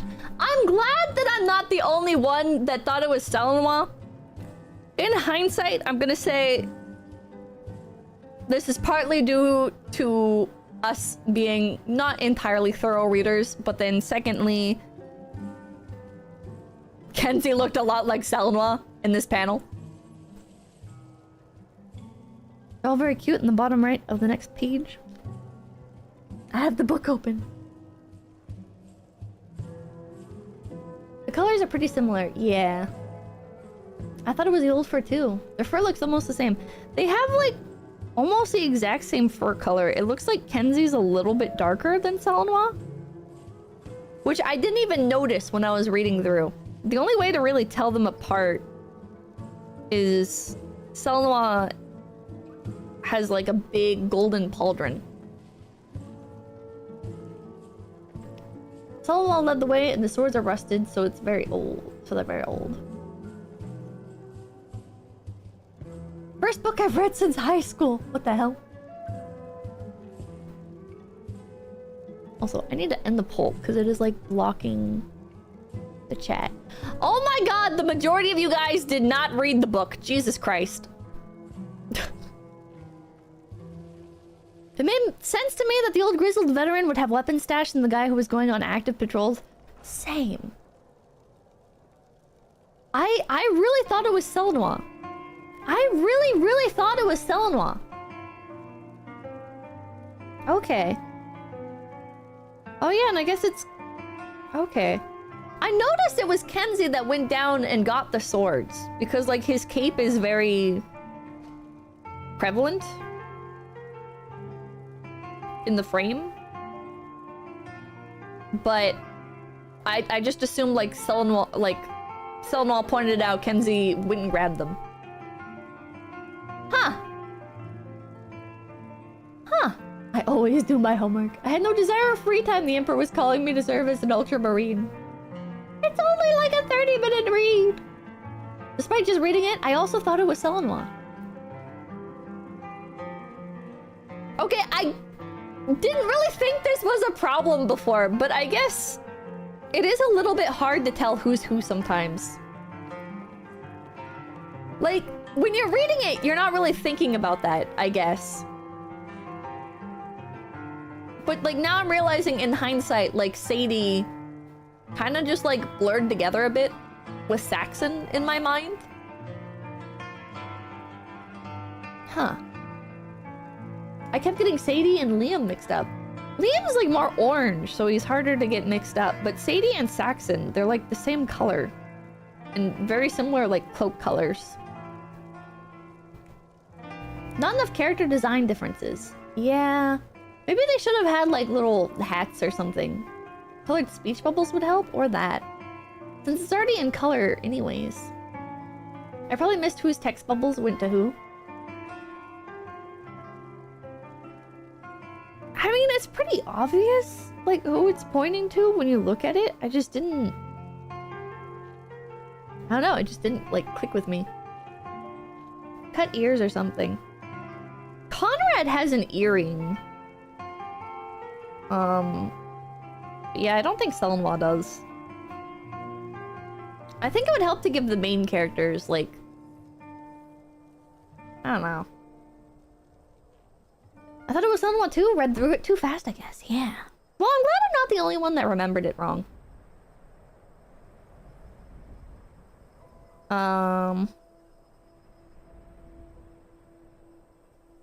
Yeah. Anyways, next up... Okay, after that, then 𝐒𝐚 goes to Lockhaven. And 𝐒𝐚's like... Bros, we gotta, like, lock this shit down. Like, I don't know what's coming, but, like, something's gonna happen here. Because 𝐒𝐚 doesn't know. 𝐒𝐚 doesn't really know the extent of what happened, because 𝐒𝐚 was not with the main trio. But just by pure luck, she manages to show up, and she's like, we gotta shut it down. We gotta, like, let's close everything up. Yeah, she just knows something's up. And, like, one of the other guards mice is like, okay, I don't really know what's going on either. Let's like close it all up. Let's prepare for the worst. And they try to close everything up, but they I think it was due to the weather, I think they said. They can't get everything to... They can't close the main gate in an expedient manner. So they just blockade the fuck out of everything. The gate gets stuck, yeah. The rain rusted the chain. Yeah. So they send archers to the windows. They take a bunch of furniture to block the door. The door's stuck. Door's stuck! The portcullis is rusted, yeah. Gate stuck! They barricade everything, and they're pretty much, like, just on time when they do this. Because the axe is, like, already there, pretty much. The axe is pretty much already there. And they're like, hey, we got your dude! We're gonna kill him! Oops. We're gonna fucking kill him, dude! It's over for you! And they, like, bust down the door with a lot of ease. I'm kind of surprised that they only had like that one line of defense. Oh yeah, they thought the axe might even be inside. Yeah. The idea was we're gonna like lock everything down so that they'll, even if they're already here, they're gonna be like trapped in with us. But the axe militia does come up. They bust down the door with no problem. And they finally get the gate to close. Somebody like shoots it and the chain breaks and it causes the gate to come slam down. Which I'm kind of surprised that they didn't. I'm surprised that the author didn't like portray it more gruesomely. Yeah, it slams down on 2 mice. One guy got it with the bolt cutters. Is it with bolt cutters? I thought they just like shot it. Oh, wait, hold on. It is bolt cutters. Okay, yeah, he snaps it with bolt cutters. And the gate slams down, kills a few mice, and this also frees Liam. They shot the chain. They did not shot the chain. They cut the chain.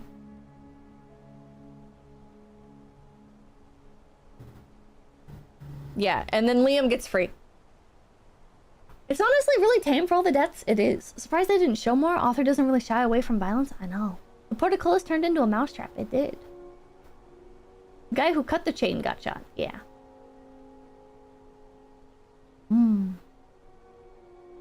This is pretty tense, bro. It's pretty tense. It's a pretty tense little battle thing that they're having. Dude gets shot, and with some luck or the forces, the cutters were able to break the chains. Yeah. Escapes and gets weapons and dual wields. Anyways, the big battle starts. Some of the members of the Axe are 𝐴𝐴, not 𝐴𝐴. What?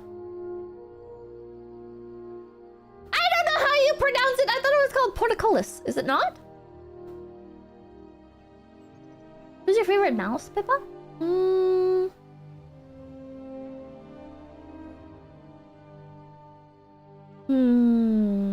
It is. It is called 𝐴𝐴. In English, it's 𝐴𝐴. It's originally a French word.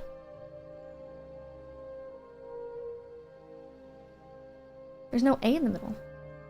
𝐴𝐴? My favorite mouse is Conrad. Moving on. Moving on. The gate! The interior gate kills some mice. The battle begins. Liam gets free. Kenzie, Saxon, and Mr. Old Man, the Black Axe, sneak in through a passage that only he would remember because he's been alive for so fucking long. That he has a secret passage to Gwendolyn's chamber, or like the head of the Mouse Guard's office, and he comes in, and yeah, secret painting passage. I thought Gwendolyn needed a dash more impact for her first panel, considering the build-up. It kind of all happens really fast from here. Oh yeah, I forgot about the bees. We get another piece of cool world building where there's like they have bees that they raise for like wax and honey, and they send out the bees. They send out the bees to kill members of the Axe. I don't know how exactly they do it, but they're just like, agitate the hives. And so the hives, this hive of bees goes out and starts fucking murdering. I kind of wish it got more of a focus. It's kind of just like it's literally 2 pages and it's done.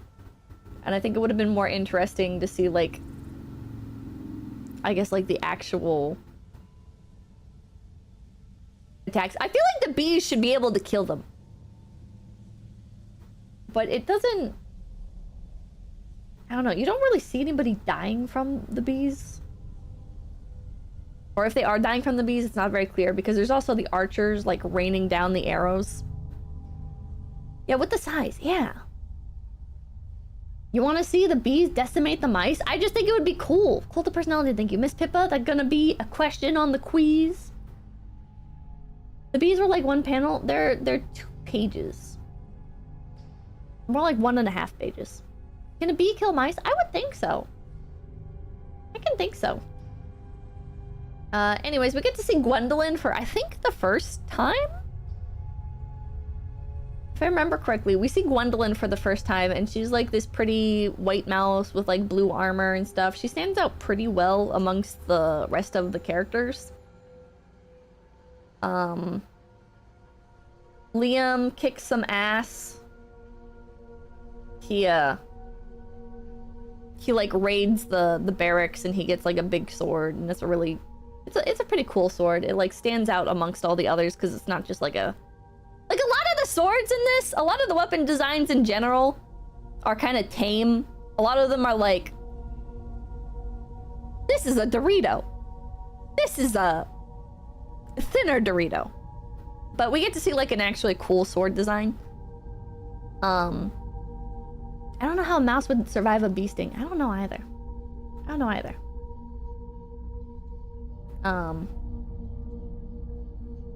Yeah, the leader of the axe makes it in, and he's like, Gwendolyn, I'm gonna fucking kill you, Gwendolyn. Gwendolyn, you piece of shit. He has a pretty sick line. He's like, you are a puppet of many and a ruler of few. Actually, let me just read off everything that he says. Surrender, Lockhaven. The guard no longer serves a purpose. When our borders were threatened by weasels, you did nothing until we were forced into war. The guard has become a servant of local merchants and peasants. You are a puppet of many and a ruler of few. My reign will extend beyond open country. And the guard... Oh, wait. Gwendolyn says... Then they will be forced to comply under the authority of the Black Axe. And they talk about this later in the epilogue, but he's not wrong. Yeah, he's kind of right. Like, even in the epilogue, they're like, you know, like, he was actually kind of right. But it's such a, like, difficult situation to work with, right? Because it's like, how do you balance all of the terrible things that are going on, right? Like, you have, like, the Mouse Guard is there to protect the people. The Mouse Guard are protecting the people, right? We're shown that they, like, look after everybody, right? Like, the merchant, they could have went with the merchant, and he was too stubborn. The merchant was too stubborn. And so the Mouse Guard comes out to look for him. Even though he is just like one old mouse merchant, they still go out to look for him. They're still like, oh, should we take his body back to his widow? Like, they care. He wants to conscript regular citizens too, I bet. Probably. I think that is like one interesting, I guess, like, situation with the Mouse Guard, is that they're not just a regular military where like anybody can join. The Mouse Guard, we're told, only brings on like people who can actually handle it. It's not just like anybody can join Mouse Draft. It's not Mouse Draft. Yeah, they're elite. They only take on people who are really willing to sacrifice themselves and to fight for the greater good. They're not regular soldiers who are just trained a little bit and then sent out there to fight. They're not just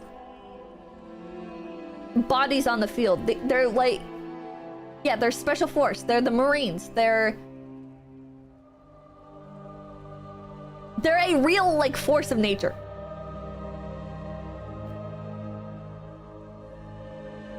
There's only so many of them. There's only so many of them. They can't, like, the fact that Liam is the youngest and the newest recruit in the Mouse Guard is something that is, like, well known. Like, there's such an emphasis on joining the Mouse Guard. I thought it was more like a militia, but just fewer and stronger. I don't know what the best comparison is. But yeah, there's a reason the cloaks are a symbol of status. Exactly. He is, and he's still pretty good. True. So, like, you can see the reasoning of the axe, but it's like, what is Gwendolyn supposed to do? What, like, she could, I guess, establish, like, a second army or something to go and fight. But also, why is that Gwendolyn's? Why is that necessary for Gwendolyn? Like, there's no reason that the towns themselves can't, like, establish their own militias. Like, with the axe, there's no reason that the axe couldn't have established themselves for Barkstone and then, like, use that to protect the town. But then they also probably wouldn't have gathered such a big army. But his fault is going full traitor and wanting to go all murder hobo? Yeah. He tried to do a hostile takeover instead of doing something productive. I mean, I guess it could have worked out. It's just, it would have ended terribly. It would have ended terribly. That is productive? I don't think so. I don't think so. He was just finding a reason to do his revolution and take the power? Yeah. He's greedy. He is greedy. The founder of the axe is greedy. We've yet to see more of the guard and how they work. We don't know how wrong or right he was. As I remember, the guard never really forces anyone to pay them, right? It's more about people pay us because they value us deal. I don't remember. Had a point, but went straight for the revolution without attempting any reformation to gain power for himself. Yeah. Greedy indeed. His plan is essentially Scar's plan from The Lion King. Not that you mention it, kinda, yeah. But, yeah, Sunwa, however the fuck you say his name. He comes in from the secret passage that only he knows about because he is actually the Black Axe from mythology, which calls into question just how old is this guy? How fucking old is this motherfucker? Like, he obviously is the Black Axe. But, yeah, he fights, he saves Gwendolyn, he fights the leader of the Axe, and then, oh my god! The realization that this is midnight, I think. Or maybe the realization happened earlier. It's not much of a reveal because, like, nobody cares who Midnight is, and it's, like, most people don't even notice. It was earlier. Was it when he was talking to Gwendolyn, I think? Gwendolyn was like, oh my god, Midnight, why are you doing this? Whatever. Liam knows sooner. Oh yeah, Liam also knows sooner. He finds out while they're carrying him, if I remember correctly. But yeah, Gwendolyn finds out, and Sunwa goes to kill him, and Gwendolyn's like, no! He'll be a martyr if you kill him. And Sunwa's like, I swear my allegiance to you. I mean, he already, like, swore his allegiance. But he kneels before Gwendolyn, so it is, like, properly conveyed that, like, Gwendolyn is, like, the power that he serves, I guess. Which, I don't know. I don't know how I felt about that. I feel like Selma's characterization is kind of, I don't know. It's hard to get a good idea for, like, who he is and what he actually values. It's all over the place. It's really all over the place. Like,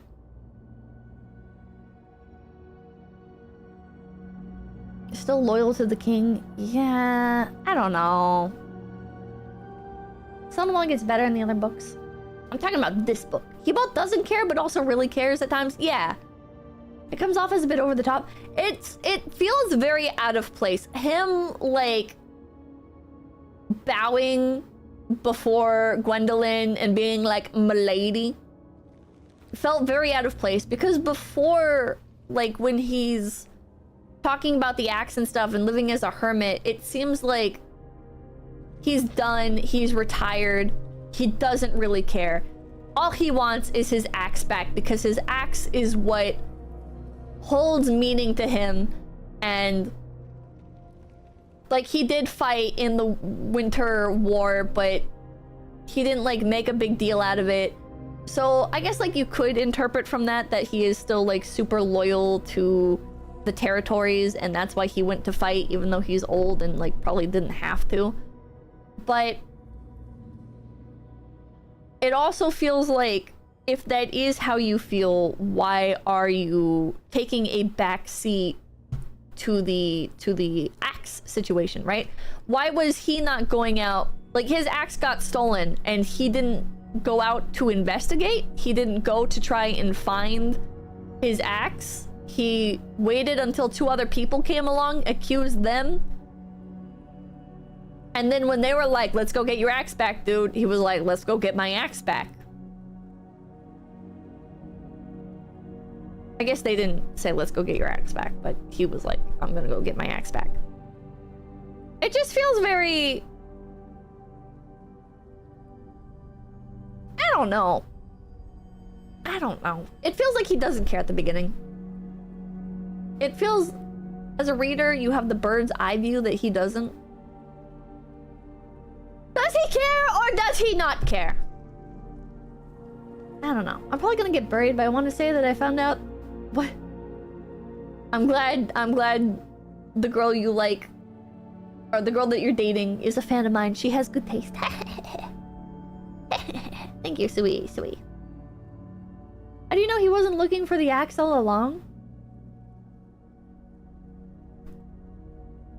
I guess he could have been. It's really not... You know, it's fair. It's fair. My personal feeling while reading it was... He's sitting around in a chair and he like takes these 2 and is like, "Why'd you take my axe?" While it's within the comfort of his own home, but he's also right near the people that actually did take his axe, and he has not realized. He hasn't even realized that the town of Barkstone is... like, has a militia group called the Axe, and his axe is missing. Like, I guess it's possible that he went out and he tried to get his axe back, but how did he not, like, find this out then? Like, that's just dumb. Just feels odd he doesn't seem more proactive. Yeah. And if he was being proactive, then that means he's a fucking idiot. I assume he was a drunk, and being a screw-up and seeing the guard mice spurred him to man up.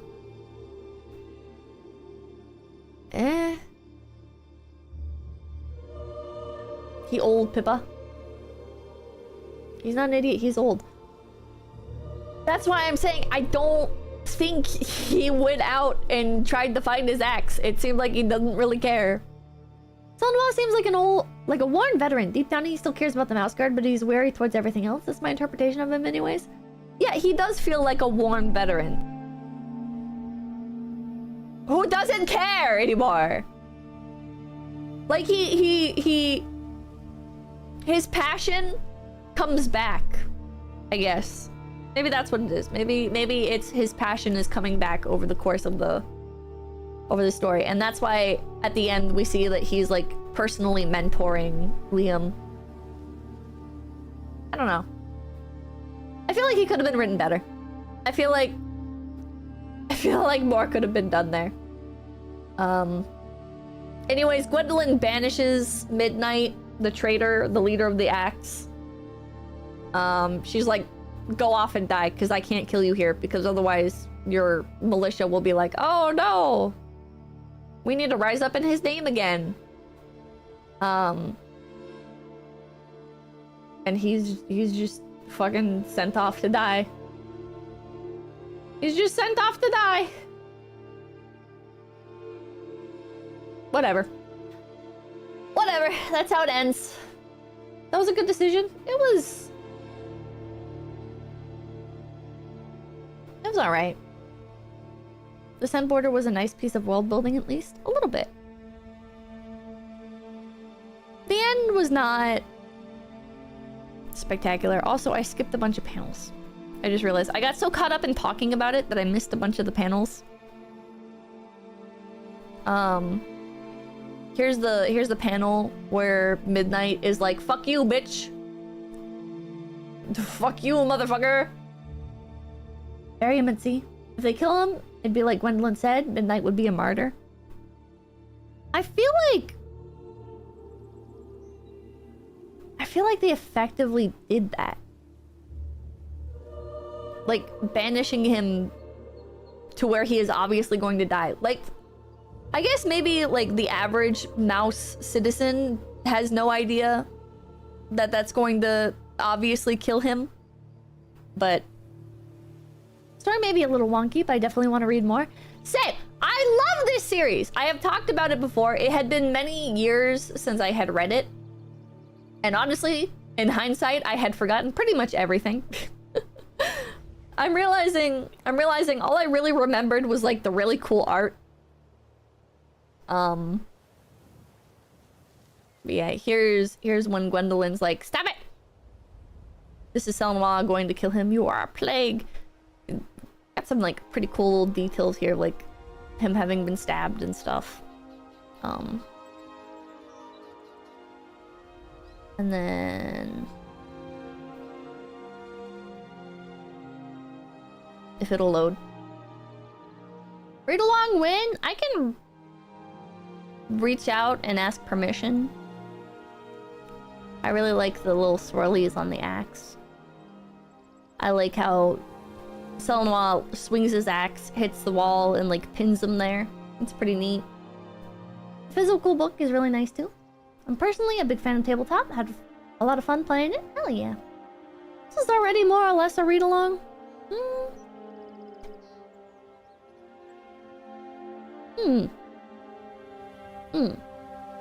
Gwendolyn's pretty. Here's where 𝐂𝐚's like, as you wish, my lady, which just felt out of place. It just felt really out of place to me. I don't know. I don't think 𝐂𝐚 should have done this. In my opinion, I don't think 𝐂𝐚 should have done this. I think 𝐂𝐚 should have been like he should have did this, right? He should have like hit the wall and pinned Midnight against it, right? But I think he should have like stood back and just had a more neutral reaction. Maybe. I think it proved he was a member of the guard. I guess so. He's old and grumpy, but still a guard at heart. I guess it speaks to just how loyal the mouse guard is to Gwendolyn. The guard will protect mice and continue to allow them to prosper, to travel, exchange goods, and to prevent our homes from becoming our prisons.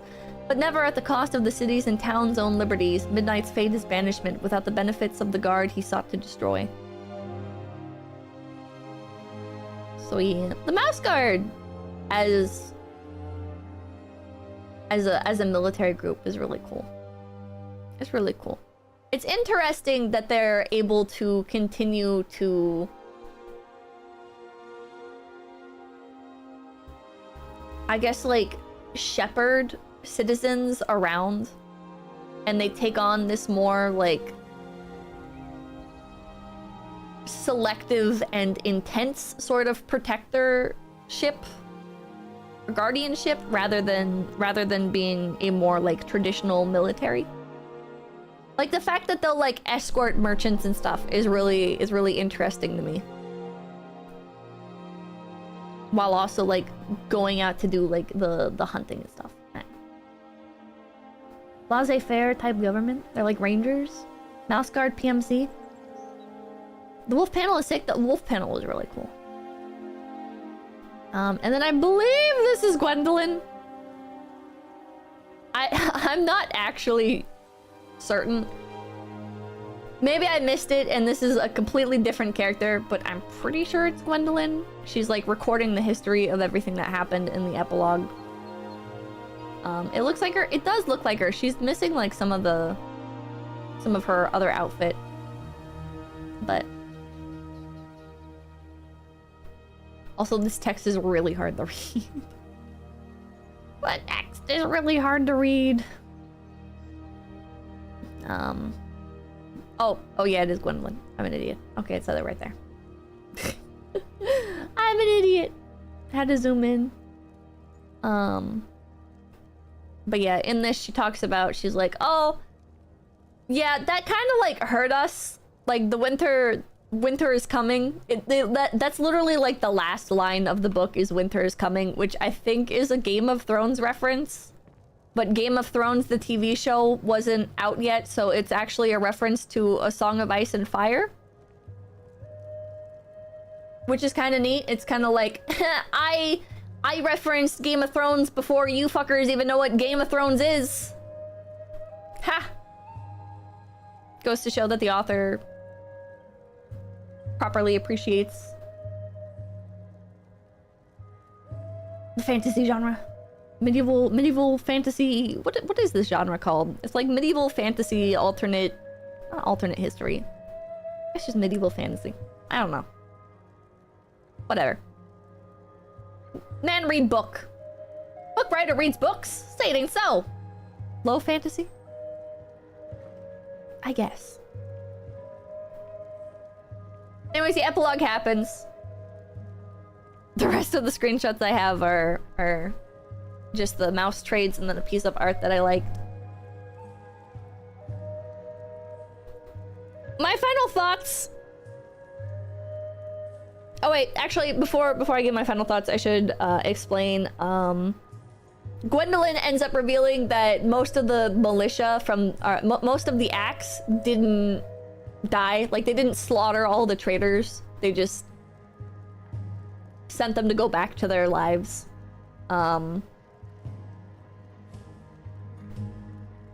Sadie gets like a moment where they're like, Gwendolyn's like, I told Sadie to go make friends because she's kind of being like a loner idiot. Only 2 got jail time. Yeah, only 2 got jail time. I think. Was it just 2? I don't know. Rand, who is a character I didn't really mention because they're not really important. Rand is kind of just like a background character. He appears for Sadie to tell him that the axe, or not the axe, Sadie tells Rand that there's a traitor, and Rand's like, okay, lock it all down! And that's pretty much all he does. He also like stands in the window and tells the axe to fuck off. BD man, thank you. Sword and sorcery is the genre. Rand is the defense master of Lockhaven. He's kind of a background character. But anyways, he's in crutches now because he already had a hurt leg and he hurt his leg even more.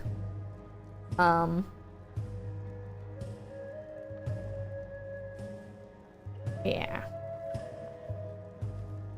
Sadie joins the trio, kind of. Gwendolyn's like, go make friends. So we see Sadie hanging out with Saxon and Kenzie. And then we see Liam hanging out with Selnoa. And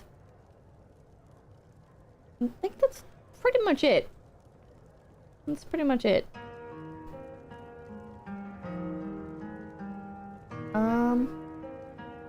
Yeah, and then we get some like maps and stuff of the towns, which are really neat. I think the most interesting little bit is the mouse trades panels, where they talk about like their little jobs and stuff. It's really cute. There's 2 of these. I like the world building. I like the world building. I do not super care for the actual story. I think that's why I didn't remember any of it.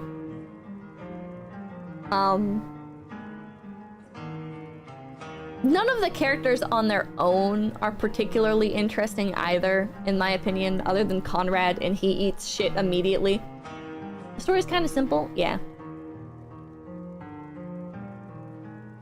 I feel like Midnight could have been more interesting, because, like, he has like a good idea. It's just not much is done with it. I don't know. Like how cutthroat Saxon was. Saxon and Kenzie had a personality. It didn't like terribly stand out to me though. Either of them. I don't know. I don't know. The story should have been longer. Maybe that's what it is. Maybe there needed to be more time to flesh it all out. Brother is named after a tribe who was named after a knife. The premise of a mouse society is brilliant. It's a shame the story isn't quite good enough to live up to it. I don't think the story is bad. It's just... the story falls short of the world building, I feel like. I feel like the world is really, really interesting, and there's a part of the book where the author, like, talks about how basically the world was, like, what got him writing it. I don't remember if it's at the beginning or at the end of the book, but the author is like, yeah, I started having the ideas for, like, how mice would live in a society. Let me find it. Maybe it was at the beginning. No, I think it was at the end. Hold on. Or, wait, yeah, I think it was at the beginning. He talks about how his idea... or his... let me just find it. Is it... it's in the preface, I think, yeah. Preface. In the following pages, you will find the first in a series of adventure stories I conceived over 10 years ago. On a scrap of paper I had quickly scratched, mice have a culture all their own, too small to integrate with other animals. This scribble led to more thought about how mice would survive as characters in such a hostile world populated with predators, hide the cities, make them self-sufficient, and spread apart from one another. From a storytelling perspective, it meant the mice were prisoners of their own homes. And he talks a little bit more. But, and you really feel that. I feel like you really feel that. I feel like there really isn't much emphasis on...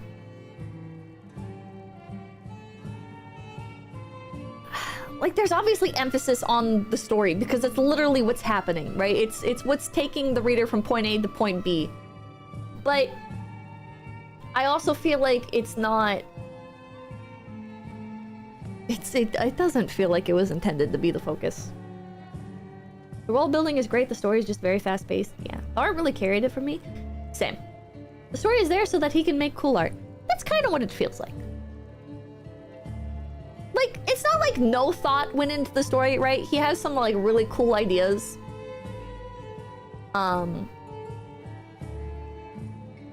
He has some really cool ideas. And there's, like, some interesting... there's interesting moments and stuff, but... I like the art and I like the world building. Not very good pacing. I don't know. It was the initial story, so it's not surprising it's a bit rough. The villain having a somewhat reasonable motivation is nice. It really is. It really is. It's a bit rare, especially in comic books. The world itself was the focus rather than the story. I think that's how it ended up. But look at this. Look at this. Examples of pottery. Plate with a painted trim. Storage jar with dragonfly motif. C. Water jug with stopper. Like, these little pages are just so fucking cute. These are so endearing. These little tidbits are so endearing, and the maps of the cities and stuff. How's everybody, thank you? The mice needed Arnold Schwarzenegger to solve their predator problem. I haven't played the Mouse Guard tabletop RPG, but I can very much imagine that this world lends itself very nicely to it. I don't know how the actual mechanics play out, but there's a tabletop game. There is a tabletop RPG for this. I don't think it's in production anymore. I think all you can find is like leftover copies. I could be wrong. I bet that's fun. I know I watched a playthrough of it many years ago. Replicated missionary, thank you. You might not like... Oh, you might like Root RPG. It's D&D, but with animals.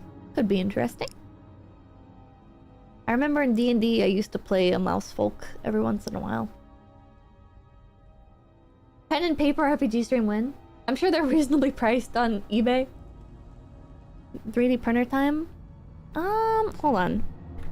The Mouse Guard TTRPG. Oh, it's still on the website. Downloadable character and GM sheets. Oh, it's just free on the website now. It looks like. Maybe? Oh wait, no, preview. Wait. Huh? Why does this take you to the Wayback Machine? $20 on Drive-Thru RPG? Mouse Guard character and GM sheets are available online. It doesn't look like the rule sheet is, maybe? I don't know. Where the fuck do you get this from? What? There's like a link on his website to the RPG, but what? But it's not for sale on there. I'm confused. The resource sheets are free. That's pretty common. Yeah. Where the fuck do you buy this at? Okay, yeah, it's not in production anymore. It was released in 2009. And you can get a hardcover version of the rule book for $45 off of Amazon.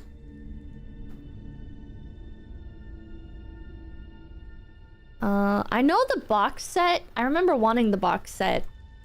It came with the little... You guys know the little pawns that are in the comic? It used to come with that as like little tokens that you could play with.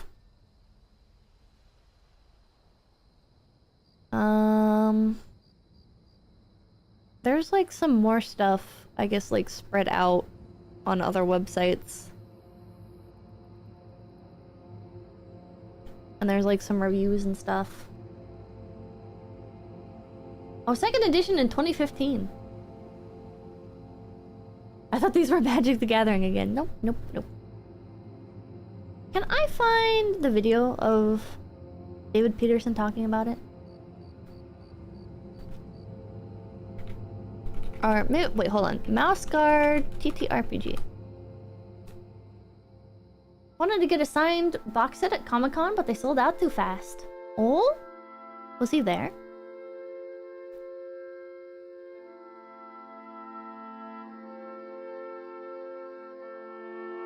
Oh yeah, there was also going to be a Mouse Guard movie, and it got canceled.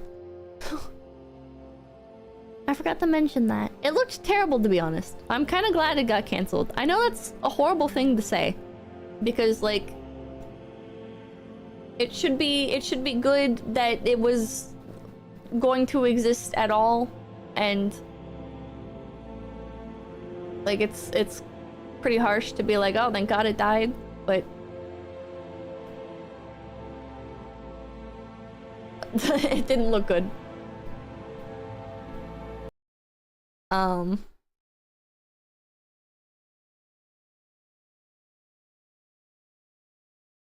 Proof of concept demo. Following is a collection of tests that explore the visual potential of the movie. Everything you see here is rendered in real time using Epic's Unreal Engine. Basically, what you're watching is a very good-looking previs with environments capable of streaming live to stage during motion capture with our actors. While the visual quality is impressive, it's important to note this is only meant to illustrate how the movie will feel, not how it will look. Everything will ultimately be sent to Weta To be recreated with cutting-edge photorealistic CG.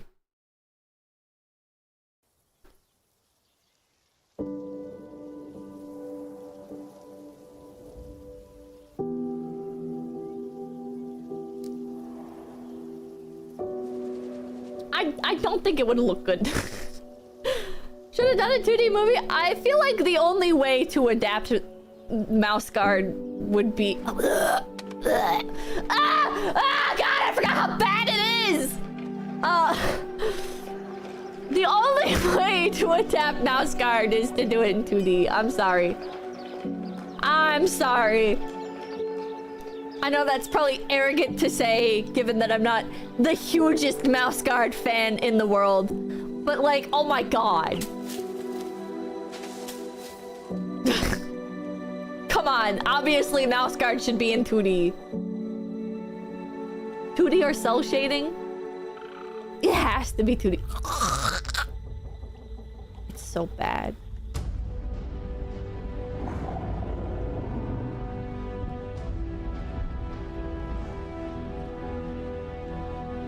It's so fucking bad.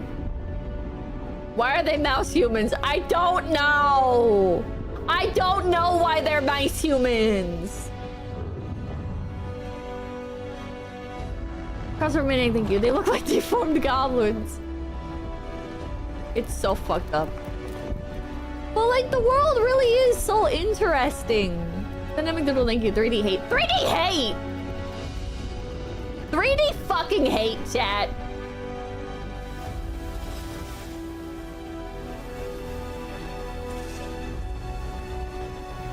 God, it's so fucking weird. How old is this footage? 5 years ago. Ugh. They need to stop doing close-ups. They really need to stop doing close-ups.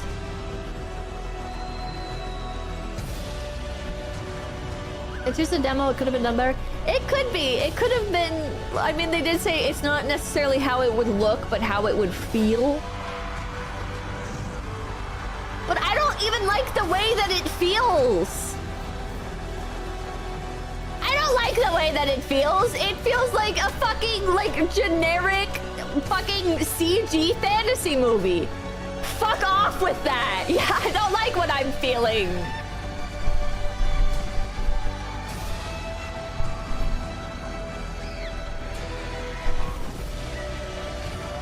Generic Korean MMO trailer? Yeah.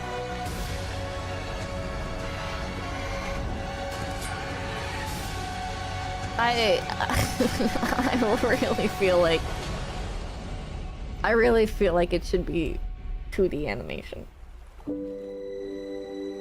But no studio wants to do 2D animation. Can you imagine if like...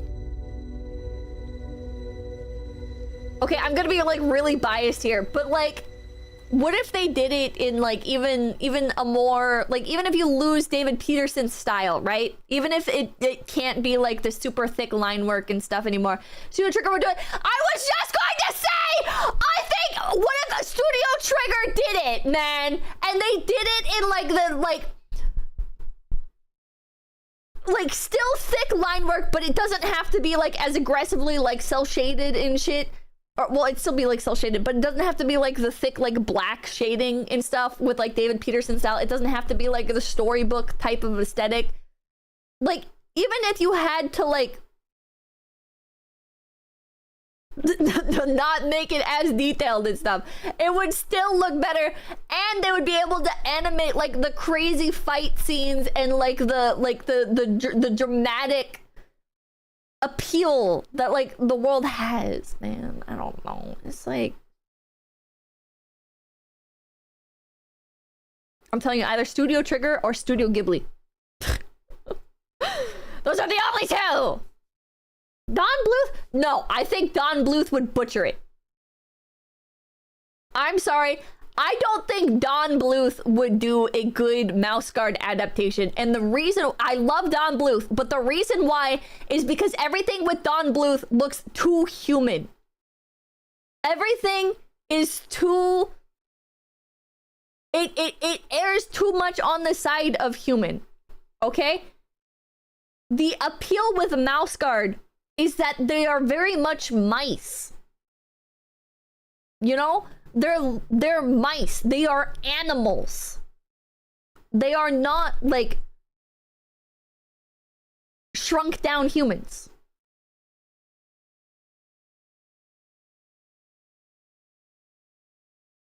That's my thought.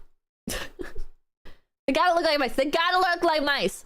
We shot more than what was included in the sizzle reel. The following is a bonus that replaces music with a more immersive soundscape to the world, as well as things like an extended fight scene and bird chase.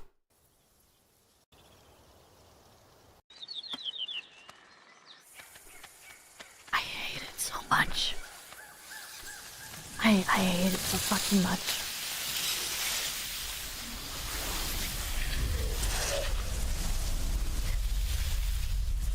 He looks naked. Cats 2029.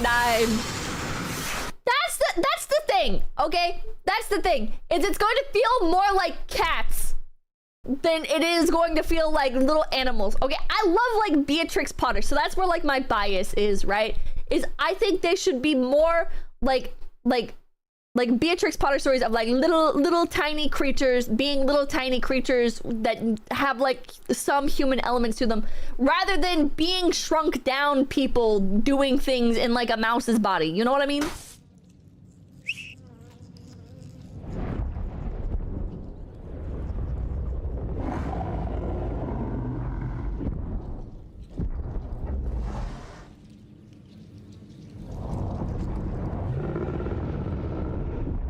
The tortoise is pretty cool. Yeah, Portal cool though, yeah.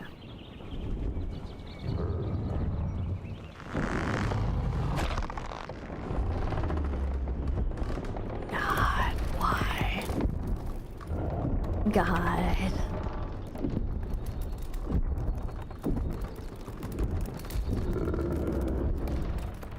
I wonder how much work was put into this. I want to say it was a lot of work, but I don't know how much of this is like reused assets. Like, it just feels wrong, chat. It feels wrong. It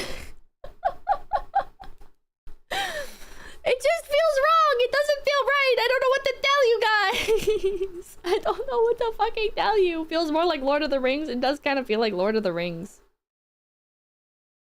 Oh my god. I don't like it. I don't like it. It doesn't catch the vibe at all. It doesn't.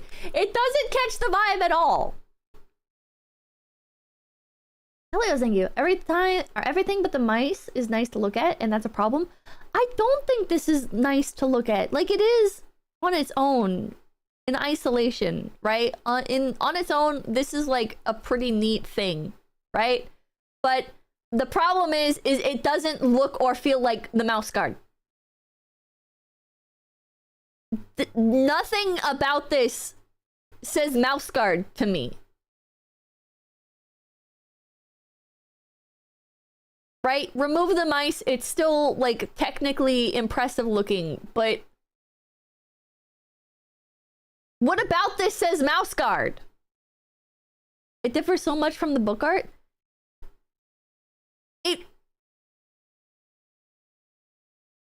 Like, it does. It really does. It really does not. It doesn't capture the feel at all.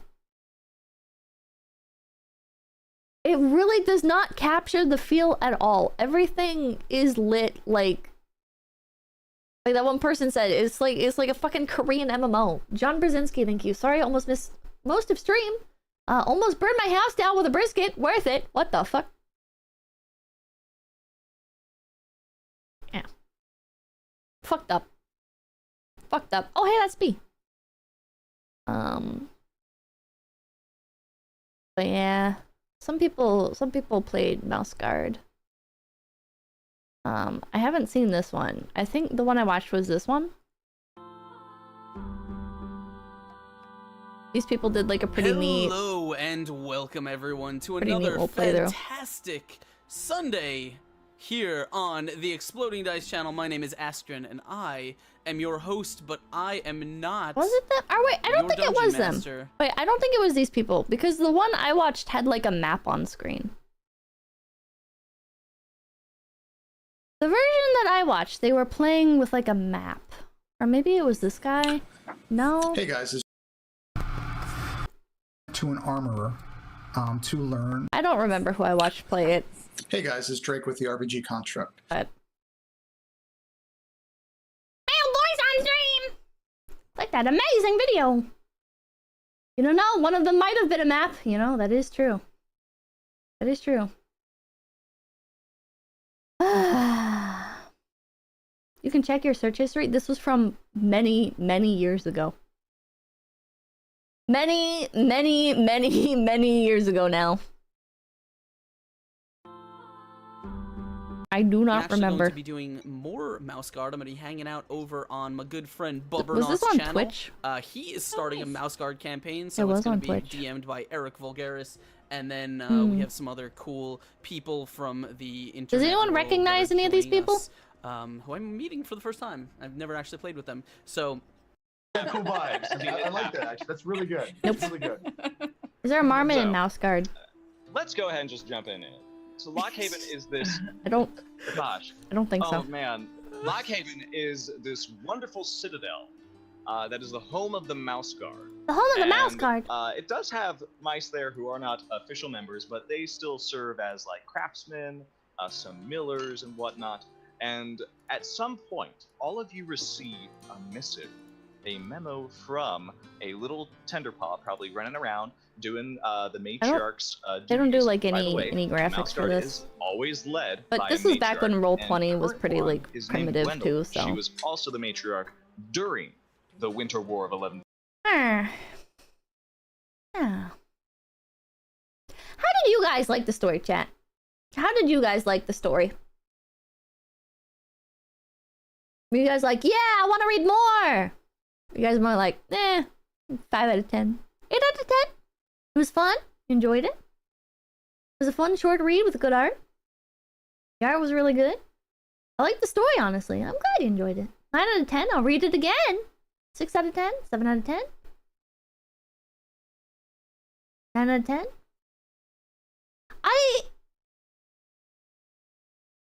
I remember enjoying it so much when I first read it.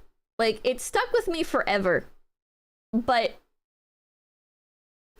it really was surreal, like, reading over it again and being like, I don't remember any of these people.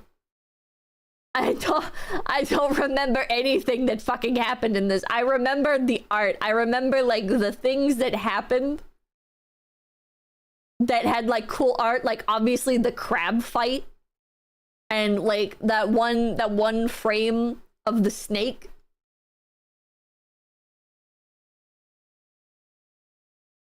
Some real rose-tinted glasses. I guess. I feel like I thought I was a bigger fan than I was. I was just so captured by the world and the art. When you're younger, sometimes the spirit of a thing really speaks to you more than the polished and technical stuff. But, 8 out of 10? 6.5 out of 10 overall. The story's not outstanding, but the other aspects carry it. Yeah. It's a great style. It is. Jesus Christ. And thank you! What does it say? I wish I read this when I was a kid. Thank you for the introduction. Oh, yeah. Thank you for the $100 dues. Thank you.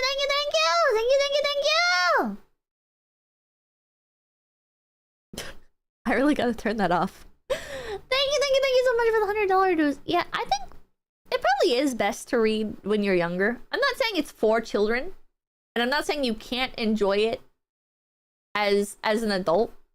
But I do think, like, when you are younger, it is a bit easier to latch onto, I guess. I do think it's aimed at a younger audience. A little bit. A little bit, maybe. I don't know. I don't know. It's probably in the range from kids to young adult, like Harry Potter. I guess so. It'd be a lot more impactful if I were younger. Yeah. I appreciate it as an adult. I'd love it as a kid. That's a good way of putting it. I think that's a really good way of putting it. But I still enjoy it now. Would you guys like to do the second one next week? We can set it up perhaps for Friday if I don't have anything else already scheduled. Yeah? Do it? Yes, please. Okay. Sure. Hell yeah. Alright, I will schedule book 2 for probably Friday? We'll see. It's winter, right? Yep, the next one is winter. I forget the numbers. I'm gonna be honest, whenever I'm looking these books up, I'm like, Mouse Guard Fall, Mouse Guard Winter, and I can't remember what the third one is. For some reason, I thought there was 4. I think because I thought there was one for each season, but I guess not. Is it spring? I don't know.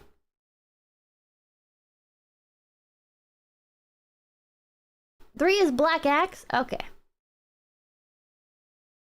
It's a prequel. Explains why I don't remember the name. Maybe I didn't read that one. Maybe it was just book 1 and 2 that I read. Spring occurs, but it's not a full book. I read them all... When I first read these, I read them all in the span of like... I definitely read it all in one day. And I think it was in like... probably the span of less than 2 hours, because I just like power read them on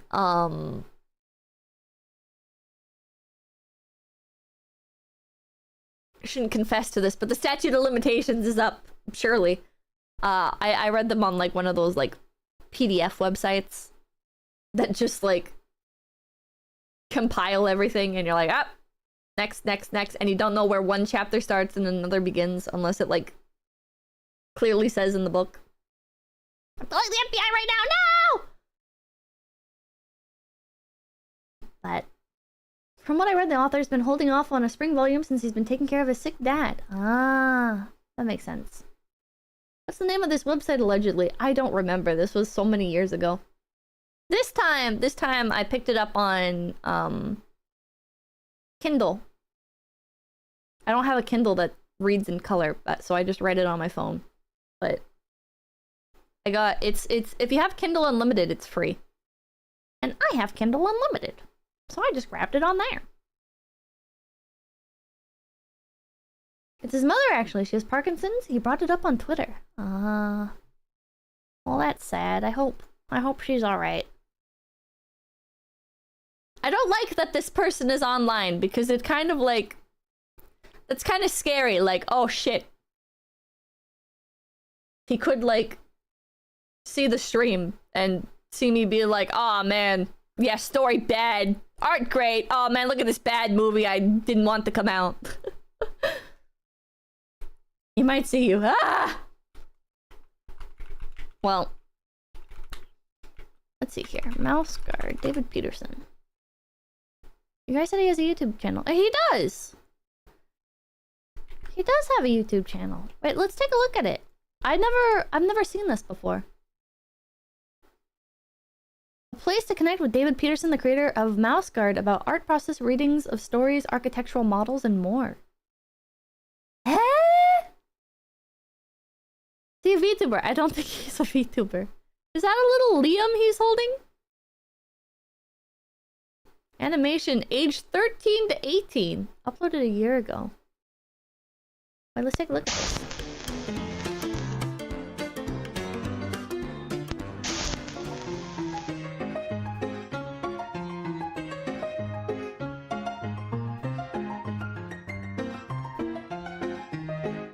Chat, I used to do stuff not as high production as this.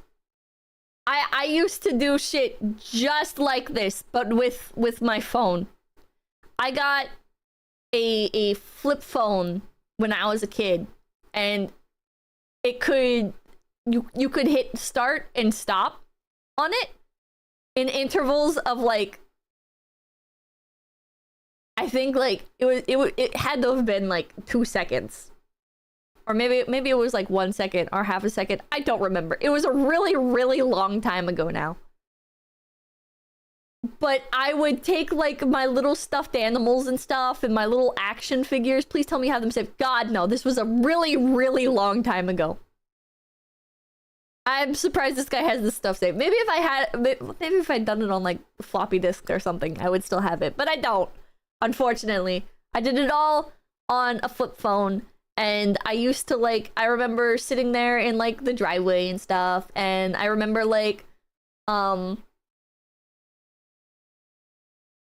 I would take like the garden hose and I would like, I would like pressure wash the dirt to make like river canals and stuff. And I would grab like leaves and I would put like my little, I remember I had like one cat that was like a phone charm that I had broken the phone charm part of it, and so I put like the little cat on like the little leaf and I recorded footage of it like floating down the little quote-unquote river, and I would do like the stop motion part of it, like getting off the boat quote-unquote and like walking around quote-unquote, and it was nothing interesting, but I had the time of my life.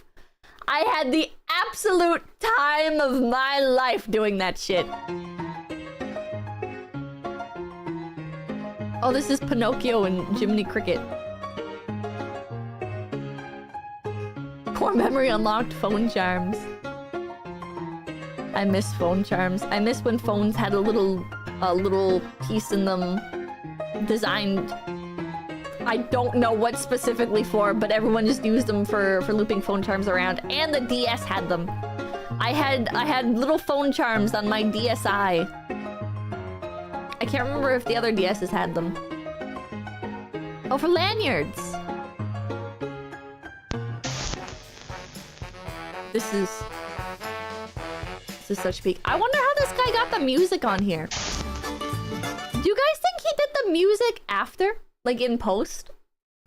Because I remember when I did this kind of stuff, I would hold my phone up to my laptop or to my speakers and my computer.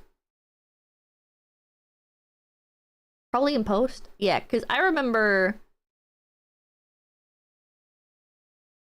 I had no idea how to get music and shit onto my phone. Not that you could really edit video on the phone anyways. It was kind of just like an as you went type thing. I remember doing the same thing with MS Paint. And yeah, Windows Movie Maker, I would like animate stuff with MS Paint, and then I'd import it over to Windows Movie Maker, and then I would play music on YouTube, and I would open Audacity, and I would record the audio in Audacity from the speakers on like that same device. Save, like trim it down, then save it, then import it to Windows Movie Maker.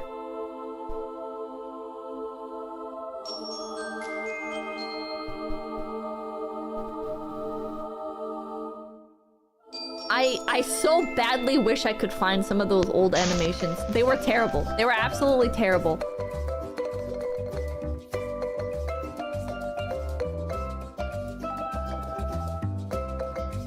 Peak of internet content creation. These are pretty well modeled. What the hell? Little hands and stuff.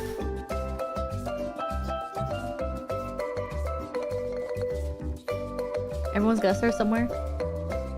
Do they count as a Pippa anime? I was trying to make an anime. I was inspired by... Oh, God. I was inspired by other people who used to make their own YouTube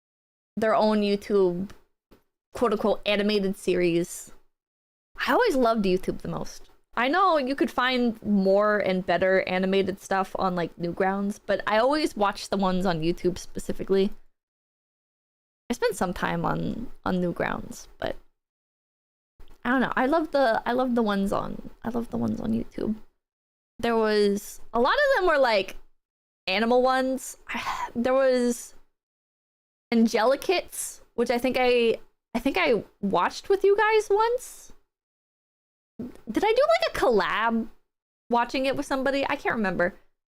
You have like written scripts. I did not write scripts. I did everything as I went. So like I would be drawing. It was with Lisa. Oh yeah, okay, I remember that. I remember that. I would like animate stuff like as I was writing the story. And I did the same thing too. I started a comic series and I would just draw stuff that I wanted to draw that like kind of related to each other, right? I was like I kind of like had like a general idea for like what should happen and stuff, and then I would just draw what I wanted to draw, and then I would write the text on after I had completed the page.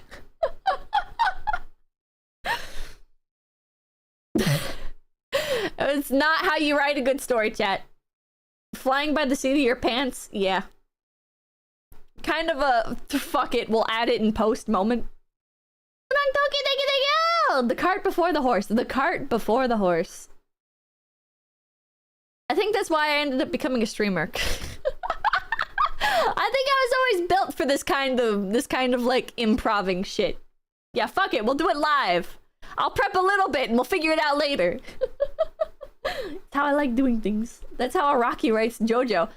Great minds think alike, chat. Great. Does he really write like that? How does Araki write JoJo? I'm going to lose my shit if he actually does it like that.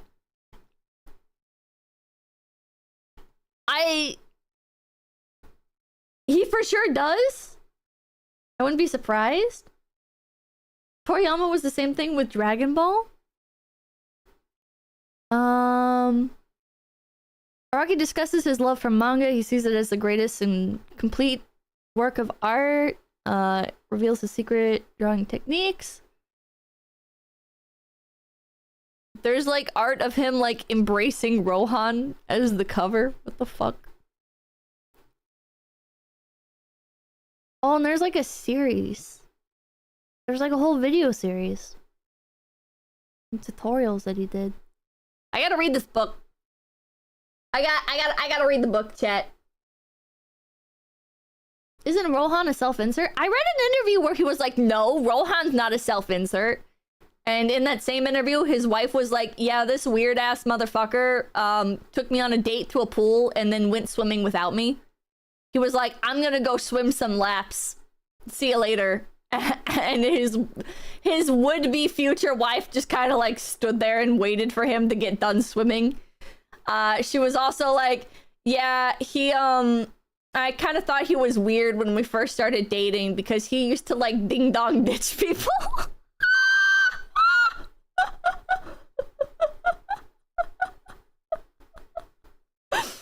That was a good interview. Chat is his Riz.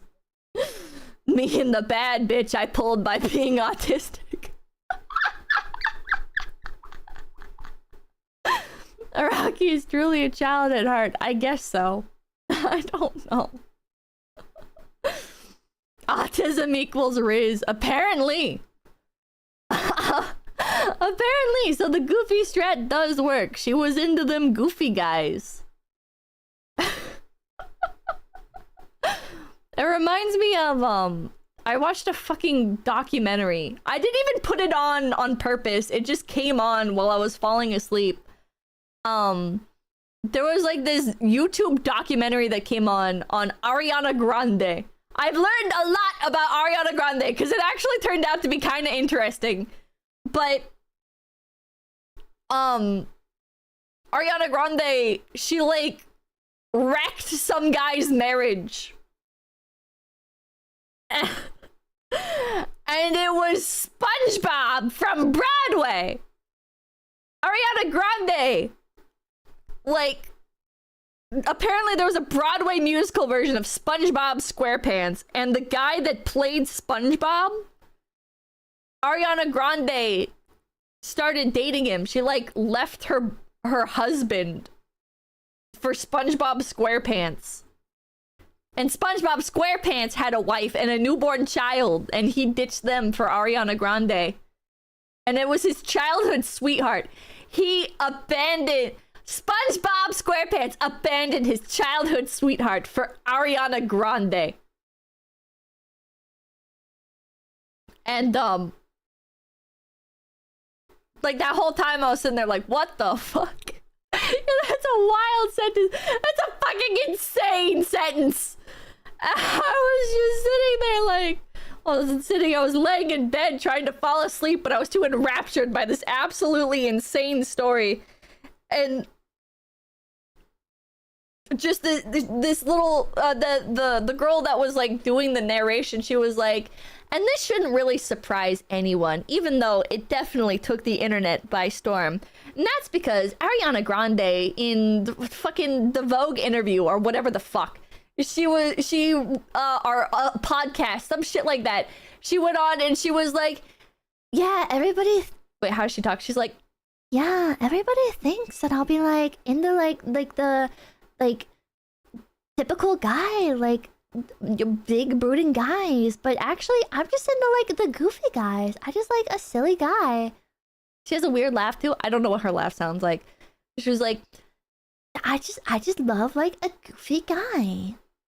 And I was thinking of Araki in that moment, chat. I was thinking of that interview with Araki's wife, where Araki's wife was like, yeah, he was ding dong ditching people. He ditched me on our first date. He took me on a date to the pool and he went swimming and he left me standing there. What the fuck? Because someone says somebody to think that guy looks like the villain in Shrek 3, bro. I'm not joking. Please go check it out. I saw a little bit of him. Hold on. SpongeBob SquarePants Ariana Grande. I'm sure this dude has like a real name, but I cannot be bothered to learn it. Wait, Ariana's SpongeBob SquarePants moments? What the fuck? Wait, is she like a fan? Specifically? Okay, here, hold on. Here's like a clip. Please don't copyright me. This guy! Like, what the fuck?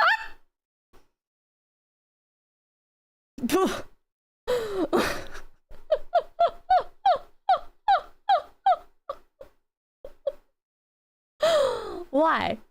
First of all, why does this exist? Second of all, how was Ariana Grande seduced by this?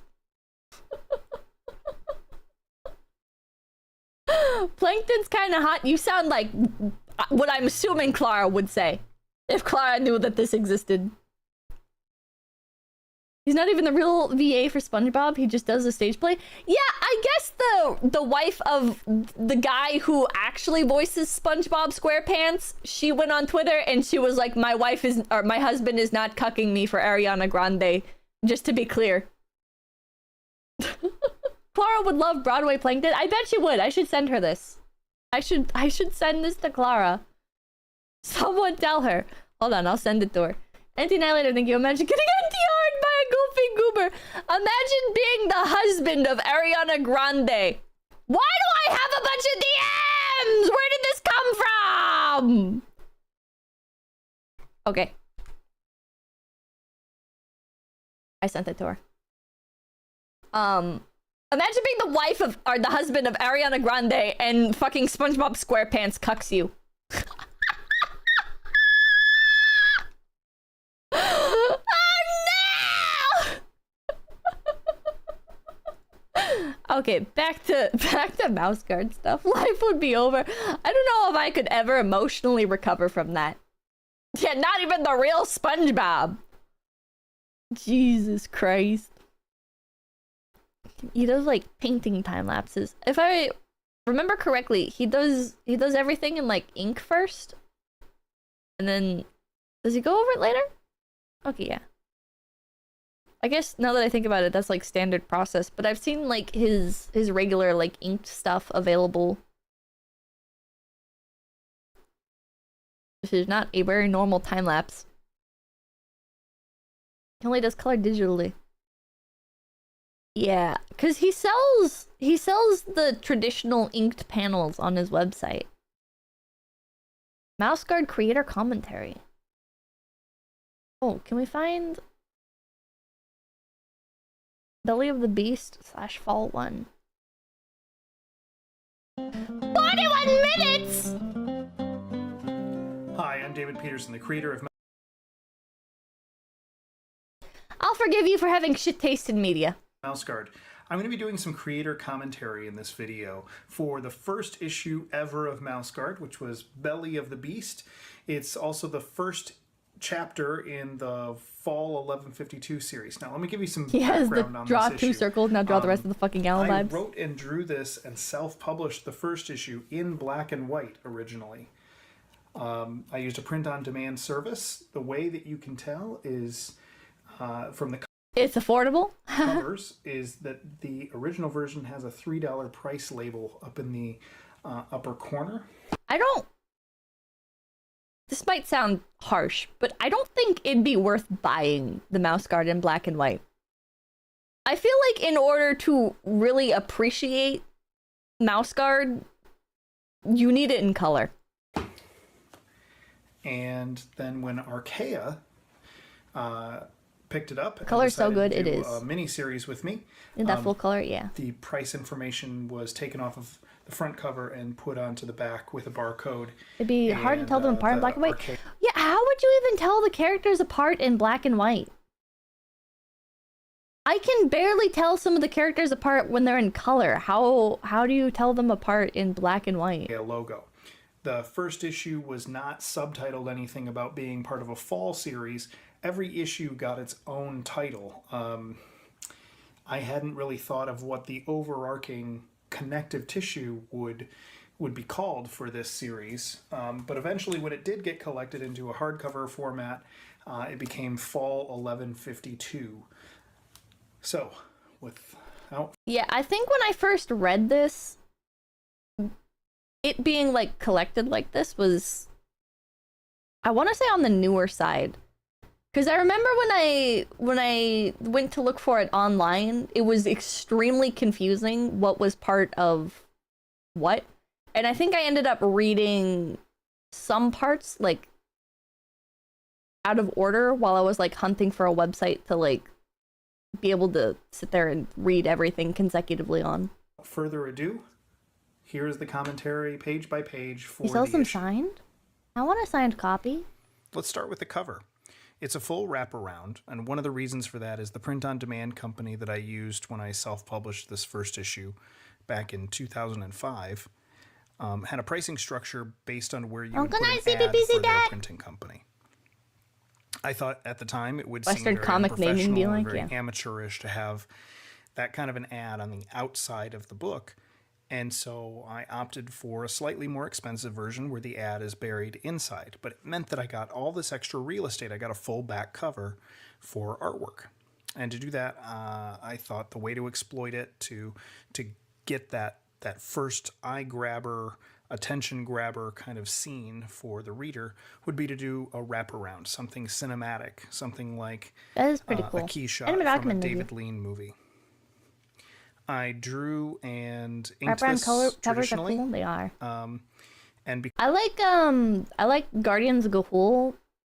Two of the books have not a wraparound cover, but a cover where if you slide two books together, they create a full picture. because the print-on-demand company had a pricing structure that I could afford for black and white interiors, color cover, I Dorito sword, yeah. watercolored the cover because I didn't have to worry about the colors on the outside ever matching the colors on the inside. I also at the time wasn't very confident in my digital coloring skills, but I was more confident in watercolor. Although, that being said, one of the reasons that there's so much white on this cover is that I was in constant fear of muddying this thing up, of making it too saturated in color and going too far. It looks nice. The inside front cover of a comic book is normally dedicated to publisher info, crediting the creators, maybe some logo, design work, assets from previous issues, or bringing the reader up to speed on what happened in the issue before. Is he But gonna because go this is through the like first issue every of single Mouseguard, panel? there was no publisher when I started, and I Wait, was yeah, the only offers- person creative. David Pearson offers page by page and panel by panel creator commentary for the first ever issue of Mouseguard. And this is just chapter 1 of the book. This isn't even... I thought I was long-winded with my explanation. It took me 2 hours to summarize a book that takes 30 minutes to read.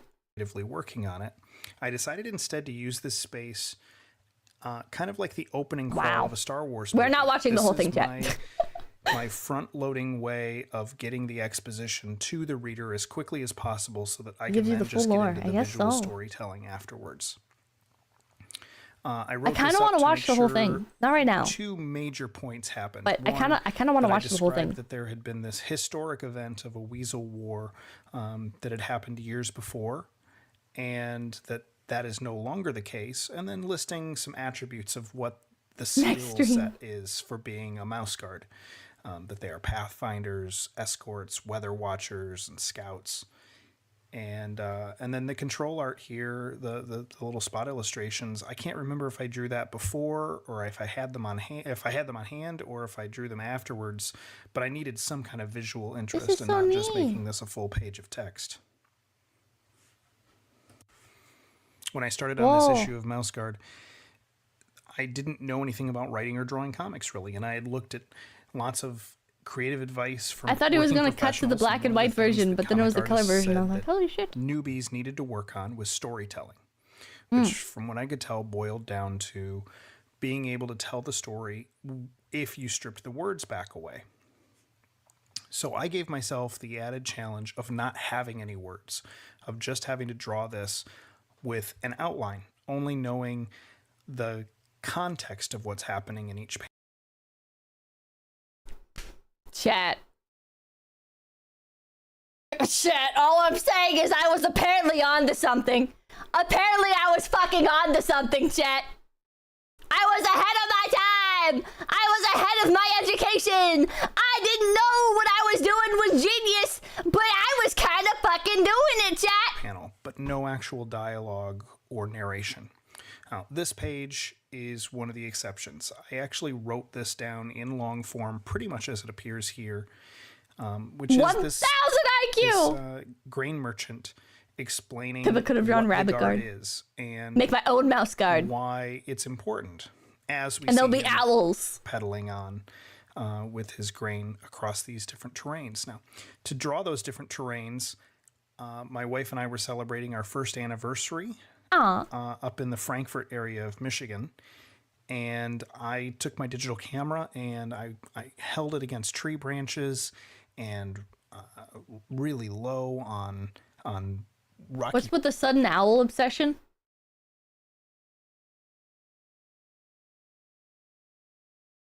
In kindergarten.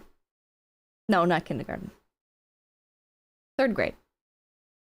In 3rd grade, It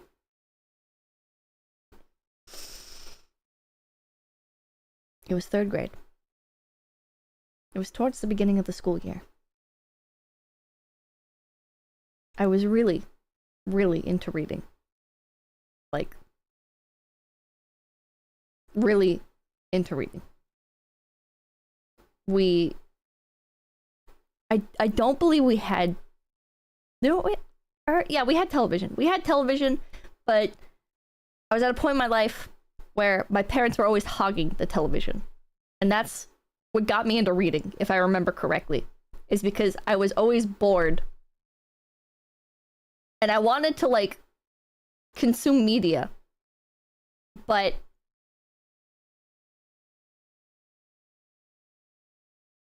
I remember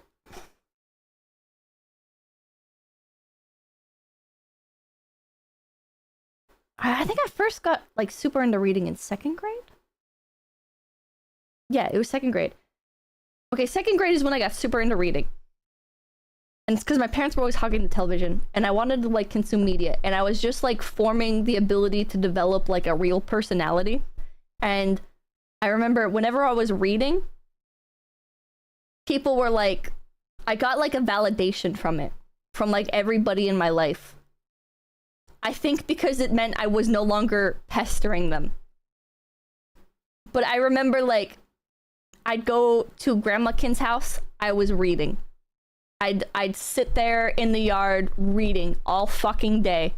I remember like at home, I would go outside, I would sit in the woods and I would just read, or I would lay on the trampoline when we had the trampoline that eventually got horribly destroyed.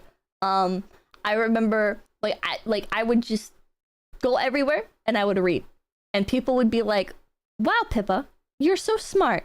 Wow, Pippa, you're so mature." And that made me feel good. And I also felt good from the reading.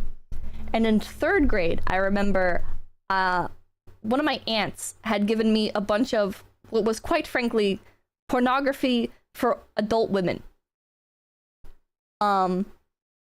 She handed me these books because she liked reading, and I thought we could connect over that. And she gave me these books that were like, I can't remember the titles of any of them, but they had like half-naked men on the cover and wolves on them. And I had got them from her because I liked wolves. And I thought the books would be about wolves. The books were about werewolves, not regular wolves. And I remember I had them all nicely laid out on my desk, and the teacher's assistant comes over and she's like, "Harlequin romance." I believe they were Harlequin romance. Anyways. So I'm in the 3rd grade and I'm sitting at my desk and I have like all those books laid out, and this is like one of the things that like makes me feel proud of myself as a literal child, is I like putting all the books that I'm reading out on my desk, and I align them with the very top of my desk. And I remember getting in trouble because they covered my name tag all the fucking time, and I would stack them all to one side on top of each other and make like a tower out of them. And then like the next day or like partway through class or whatever, I'd get bored and I'd like separate them all out because I wanted to see them all. Anyways, it made me feel smart, and I liked like sorting them. Anyways, the teacher's assistant comes by, and I don't remember how, but we start talking about books, and she's like, I ask her if she's read the books that I have on my desk, and she's like, "No, I don't read that crap. But these, I can read 3 of these in a day." And she holds up Guardians of 𝐒𝐻, and I'm like, my mind is blown, because I had searched the library over and over and over for new animal books, and I was always running out of animal books. I constantly was running out of animal books to read. I would ask the teacher, "Do you have any books about this, this, this?" And I would comb through everything, and if it had a wolf on the cover, I would try it. If it had a dragon on the cover, I would try it. If it had a dog on the cover, I would try it. I read so many books about animals. And I had not seen this series. Eventually, I would go to a school that had computers in the library, and that would make my life much easier. Because when you have a library that has computers, you can search the entire catalog just by name. So you could be like, wolf, and it would bring up all the books that had like wolf in the name, and dog, and it was so convenient. And then you could take those and you could go up to the library counter and you could be like, "Do you have any more books like this?" And they would have like a better reference point. What about Redwall? I never read Redwall. I read Havoc the Wolf Dog. I read Call of the Wild. I read Where the Red Fern Grows. I read Old Yeller. I read Shiloh. I read Runt. I read Floss. I read Swordbird. I read so many. Yeah, I read Cujo. I read Warrior Cats. Watership Down. I read Flowers for Algernon just because it had a fucking mouse on the cover. I was so into it. So into it. Anyways, I did not read all of those in 3rd grade. White Fang. I read White Fang. I read Animal Farm. Anyways, that's besides the point. In 3rd grade, I find out about Guardians of 𝐒𝐿. And that shit was my Warrior Cats. I also got into Warrior Cats later. I got into Warrior Cats later. Did you read Aragon? I tried it. I didn't like it. It did not have enough dragon in it. Barrag, thank you. You mentioned Wolves, Pippa. Did you ever read the last Ghibli series, Wolves of the Beyond? Yes, I did not like it. That's actually how I got introduced to the 𝐒𝐿 series. Well, I thought Wolves of the Beyond was kind of boring. Flowers for Algernon messed me up good. It fucked me up good. Flowers for Algernon kept my attention as a child, despite not liking the fact that it wasn't actually about a mouse. Because the way that the book opens, this is why there'll never be a good movie adaptation. The way that the book opens is everything is spelt horribly. Everything, it's all a long ramble with poor punctuation, poor spelling. And as a kid, I had never seen anything like that in any other book. And I was like, wow, this is fascinating. I thought that was like the coolest thing ever. The theming is part of it, yeah. It grabs your attention. It does. Guardians 𝐒𝐿 though. Guardians 𝐒𝐿. In 3rd grade, the teacher shows me Guardians 𝐒𝐿, and I don't even think she means to get me addicted to it. I don't think she realizes that my obsession lies in animal books and not in just reading in general. Did you read Call of the Wild? I did. So I go to the library, I pick up the capture, I read the entire thing before the end of the day. I go home, I tell my parents, we have to go to the bookstore. My parents say, sure, actually, yeah, we have time. And that, like, oh my god. So we go on an hour-long drive, either that day or the next day, to Barnes & Noble. And I know we did this in such a short amount of time, even though I don't remember, like, the exact conversation with my parents and everything. Because I never owned book 1. I bought book 1 recently because I wanted to complete my collection. I rebought the whole collection of Guardians 𝐒𝐿 recently.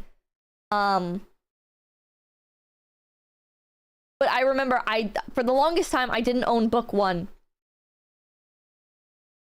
We immediately went to Barnes & Noble, which was like an hour-long drive. And I got the next couple of Guardians 𝐒𝐿 books. I think I don't remember up to what number. We definitely did not buy the whole set all at once. But I remember getting a few of them. And from then on, just every time we went back to Barnes & Noble, I would buy more of those. And then from there, later on Neopets, like a couple years later, I found out about Warrior Cats, and then I started trying to collect all those and ended up not collecting all those because I wasn't actually as into Warrior Cats. So I read most of the Warrior Cats books at the library, and I didn't really own many of them. But did you read Beastars? Yeah. Yeah, Guardians 𝐒𝐿 in 3rd grade absolutely set off my obsession with owls. It helped that my parents were already like really into birds. We always had birds when I was younger. We had the pigeon coop, we had chickens, my parents bred like finches and canaries. And at one point we had like some little conure babies. I remember we had like a breeding box thing for, I don't remember what it was called. Incubator? I think it was just called incubator. And the little incubator had like a sliding glass door on it, and it had like a little Scarlet Macaw plushie in there. Vroom. Yeah, somebody went by on a motorcycle. What was I talking about? Oh yeah, there was like a little macaw plushie in there, and I remember like I fell so much in love with it. I begged my parents. I was like, please, please, please, can I have it? Can I have it? And I sacrificed one. I made like a trade with the baby birds. I gave them one of my other little stuffed animals. I remember it was a pair with red glasses. I had a pair with red glasses that I put in there, and I retrieved the scarlet macaw, and that was my friend now. Trade deal. It was I made a trade deal, and at some point I got another one of those little red macaw plushies. I don't know how. I don't know where it came from. I just know it must have been like my parents had like 2 of them for some reason, and I must have just like found the second one in like a storage or something, or they must have found it in storage and thought that it was the one they had given me. I don't know if I can find it, because unsurprisingly there are a lot of Scarlet Macaw plushies on the internet. But it was like a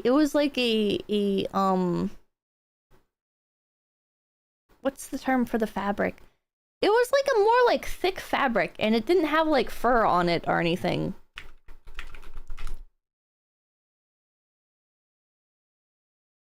I know I have it around here somewhere.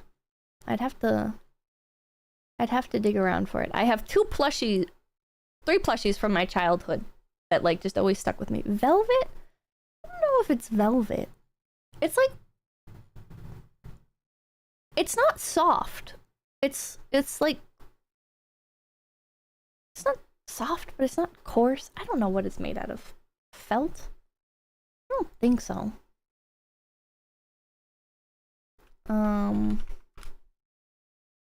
Velvet feels nice. I don't remember what it was. And he has like big kind of like cartoonish eyes. I don't know. Maybe I can find them on the internet at some point later. Or I'll just find mine and take a picture of it.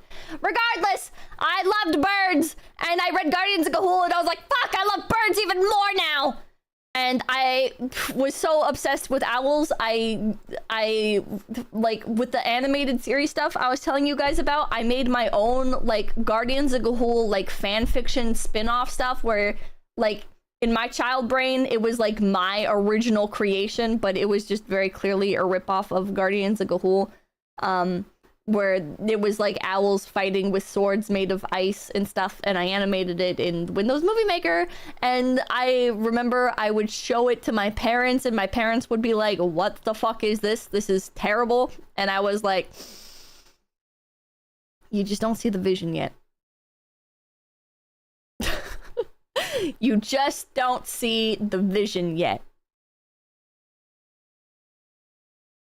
And so I would rewrite everything, and I'd try to redo everything, and it never quite came together. I don't know if I ever posted those on YouTube. I don't think I did.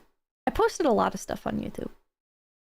I used to make so many little animations and stuff, but I never really wanted to learn how to draw because I didn't like drawing. I liked creating. I liked creating stuff. I hated arts, but I liked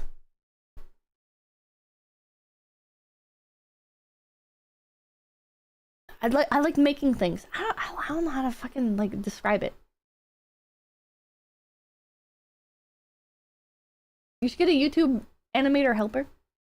The act of creation. Yeah, I like the process of creation. You're an idea person? I don't know, because I enjoy I enjoyed writing. I used to really enjoy writing. It's just I hated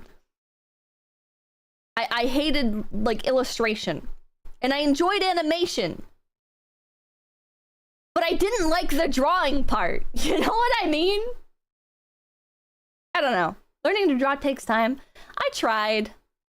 I drew a bit. I made some money, but I never learned to draw like Sheena or anyone. And noise hack, thank you. Here's to Pippa's child brain and his wonder. AI was a godsend for you. If I had gotten my hand on AI when I was a child, it'd be so fucking over. I would be like creating, oh my god.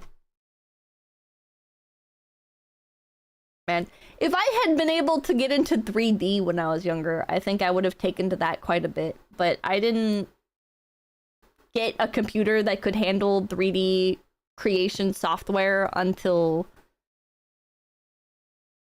a long time after. I remember MMD. I really liked MMD, but I couldn't get into like the workflow of it. Leandro Martinez, thank you. Pippa, did you ever try programming? I tried. I didn't like it. Not my thing. But, what was I talking about? Owls! I loved owls. I used to play pretend as owls. I would like...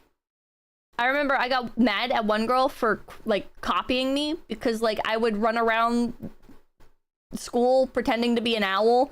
And I would, like, do this thing where I liked burrowing owls the most at the time. So I would, like... What I'd do is I'd, like, lift my leg forward a bit while I was standing. And then I'd, like, bend it to the side. And I'd be, like, bowing how I thought an owl would bow.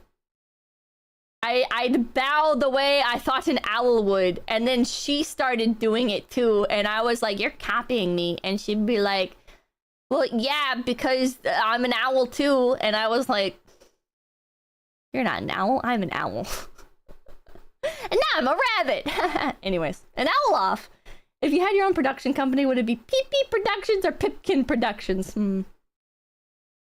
I used to do that kind of thing. It used to be trendy on YouTube to make your name like productions, studios, shit like that. I used to do that. My friends used to do that shit. I remember I would instantly latch on to anybody in school who also knew what YouTube was. Anytime anybody made a YouTube channel, I would be like, let's collaborate. Let's get on this. We can make things happen. We can do this, all right? We just have to stay in it. We have to work together. And inevitably, they would get bored, and I would be left alone, holding the corpse of what in my mind was to be greatness. Unfortunate. Unfortunate. Very unfortunate.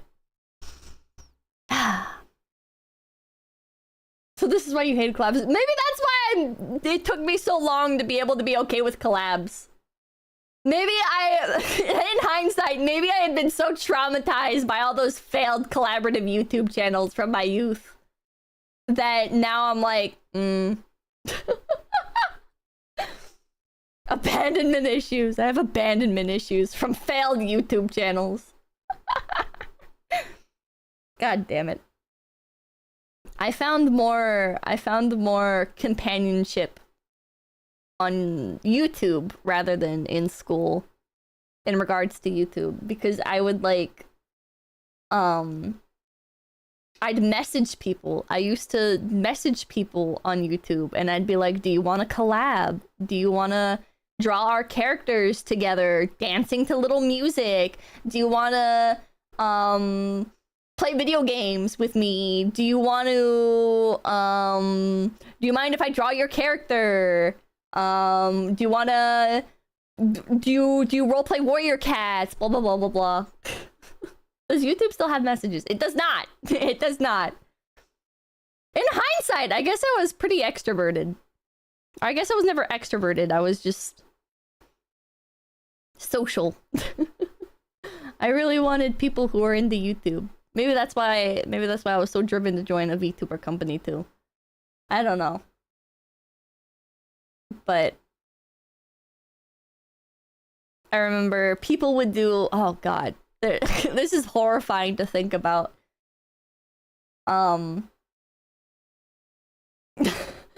There used to be like people's not fan animated. Well, yeah, there were like fan animated ones, and there was, like I was talking about, like people's like animated series and stuff that they would do, and they would hold casting calls.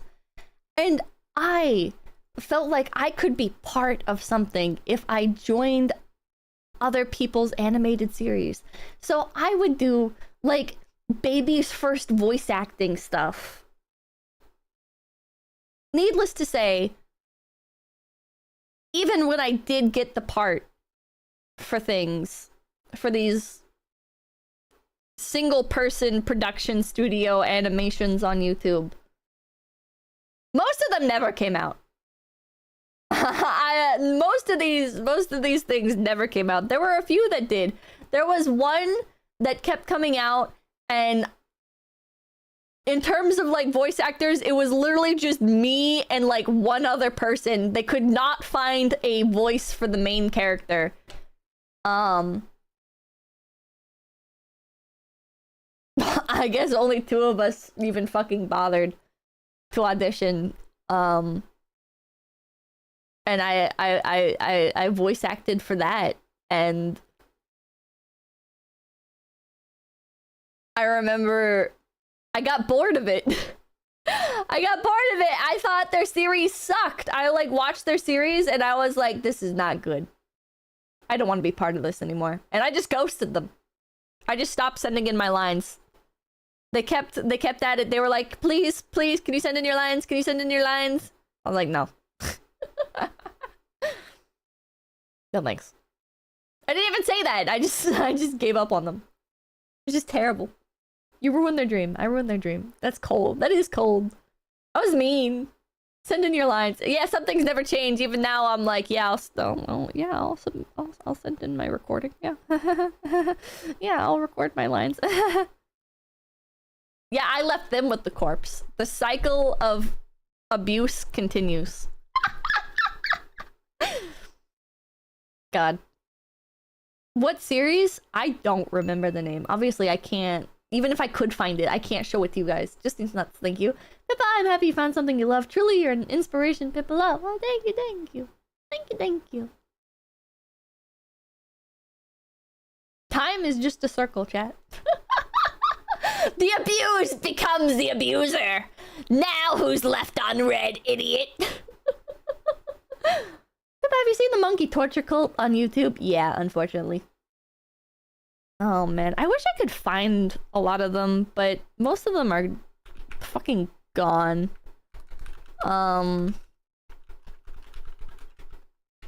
There was one that was like about cockatiels. I didn't voice act in it, but like oh god, I fucking watched every animated series I could find. Every animated series I could find on YouTube, I would watch it. So amazing. So many amazing YouTube videos are gone now. They were not amazing. They were amazing when I was a kid. But getting all these interesting angles and reference photos from a... Nah, it's 9:34. But your hitbox is showing. Yeah, I keep highlighting over it by accident. Man, you want them in super chat list? Yes, please.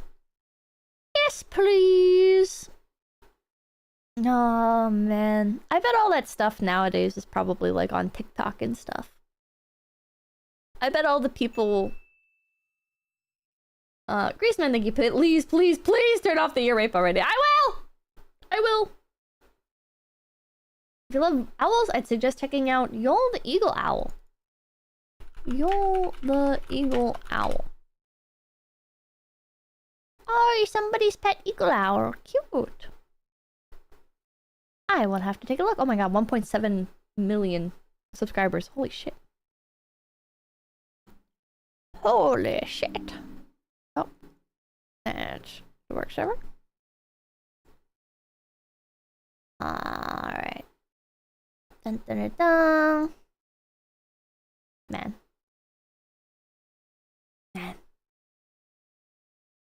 Oh yeah, I also used to, because I hated drawing but enjoyed creating stuff, I also used to do like in like MMOs and stuff.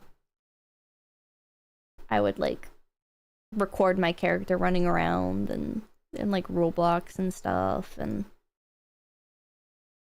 surprisingly I never did like Minecraft content like that. There was one game that I started like recording like skits and stuff, trying to create like little stories, and I found all right success, and I got angry. See, I've already had like my rise and fall, chat. I got angry because the skits that I enjoyed making, that like I put like a lot of thought and effort into, and like I was like, yeah, I'm like, this has like cool like world building and like cool ideas, and I put a lot of time and thought into this. Those would do terribly. Nothing ever did well, mind you, but the stuff that did better was like the most turn off your brain bullshit. I would record like a line in the game, and then I'd hit end, and then I'd import that over into Sony Vegas, and then I would record another line and then fucking drag that over, and it was like the most low effort garbage. And that was the shit that people latched onto, and I was like, fuck, man. Why do I even fucking bother? God, Sony Vegas sucks. It crashes so much. It does. A common creator complaint that people always just want more. It wasn't even that people just wanted more. It's that they didn't want the stuff that I put a lot of effort into, but they did want the shit where I was like bullshitting garbage. Wide audience appeal. It's always like that. The popular stuff isn't the stuff you liked making.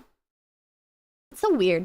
It's so weird. But I think that's why I'm fit to be a live streamer. You know, I think if I'm going to succeed in any format, it's going to be in live streaming, because I can get overcooking. It's so much harder for me to overcook anything. I can just send it out there, and if it sucks, I move on and I do another thing. And if it's great, then I move on and do another thing anyways, and the cycle continues. Simple as thank you. As they say, audience dictates the quality. Zachary Willick, thank you. Remember guacamole Doritos? I do not, but that sounds amazing. The best badness, thank you. Wish the book was old enough to have been made into a Don Bluth movie. Per Brad, thank you. Book read, human do too smart. The Forte Volt, thank you. Bad Banner, thank you. Drink water, chat. JM, thank you. Gatorade equals Gatorade Japan equals fire. So you're built for. I'm so built for this. Keeps you active. It does. I think my problem is I can't stay focused on anything. Nectar, thank you. I can't read. Hell yeah. I don't think it's that I get bored. I think it's I like too much stuff. I think despite my tendency to fall into a state of despair and loathing and bitterness, I think I'm naturally a person who gets excited about everything. Does that make sense? Even though I'm so constantly miserable, I also so constantly find things to be happy about. Liking stuff is fun. Yeah, I frequently find new stuff that I like. And I think that's what like transfers over into live streaming well. Excitement and despair aren't mutually exclusive. It's called being alive, Pippa. Highs and lows of interest. It's like you get obsessed with things you like very easily. Yeah, that's the problem. Is like I'll find something that I like and I'll have a great time making content about it, and then I'll find something else that I like, and it's not that I'm like bored of the other thing, it's just that this new thing is so exciting and fresh, and I want to like hone in on that. And it's not that I harbor any negativity or any apathy towards the old thing, it's just that the new stuff is just so overwhelming. I'd go so far as to say it ruins my brain for a while. Because no matter what, like I just can't return to the old stuff until like that overwhelmingness has dissipated to some extent, I guess. And I think that's why I go through cycles with my interests a lot, is because I still love stuff, but it's hard to focus on the love for the other thing when I'm currently so in love with this other thing, if that makes sense, right? Like, so like with VTubers, I go through like these bouts where I'm just like so obsessed with HoloLive, like I can't fall asleep without watching HoloLive, and I'm so fixated on it. And then I get like super focused on like a different creator or a different type of content, and I'm like, I want to watch this. I cannot watch like these streamers that I still do passionately enjoy their content, because I'm so fixated on this other type of content that like it's like I'm like restless if I'm not watching it. It's like, okay. At least you recognize it's happening. Yeah. It's just new stuff can sometimes soft lock your brain. Yeah. That's why I don't like doing schedules too. Because like I'll set up a schedule for a week and I'll be like, yeah, let's play fucking Overwatch or whatever. And then I'll get obsessed with like car crash compilations or whatever, and all I can think of is car crash compilations and how I want to talk about car crash compilations. And that works great. It works great for streaming because I can just keep moving on through all of these topics and you guys are excited when I'm excited. And it works. It just works. The human desire for consumption, yeah. On an airplane crash kick, yeah. Sounds like a curse and a blessing. 𝐂𝐴𝐻, thank you. But Overwatch is a car crash compilation. True. True. I don't know. I know Ms. Kiff is not smiled upon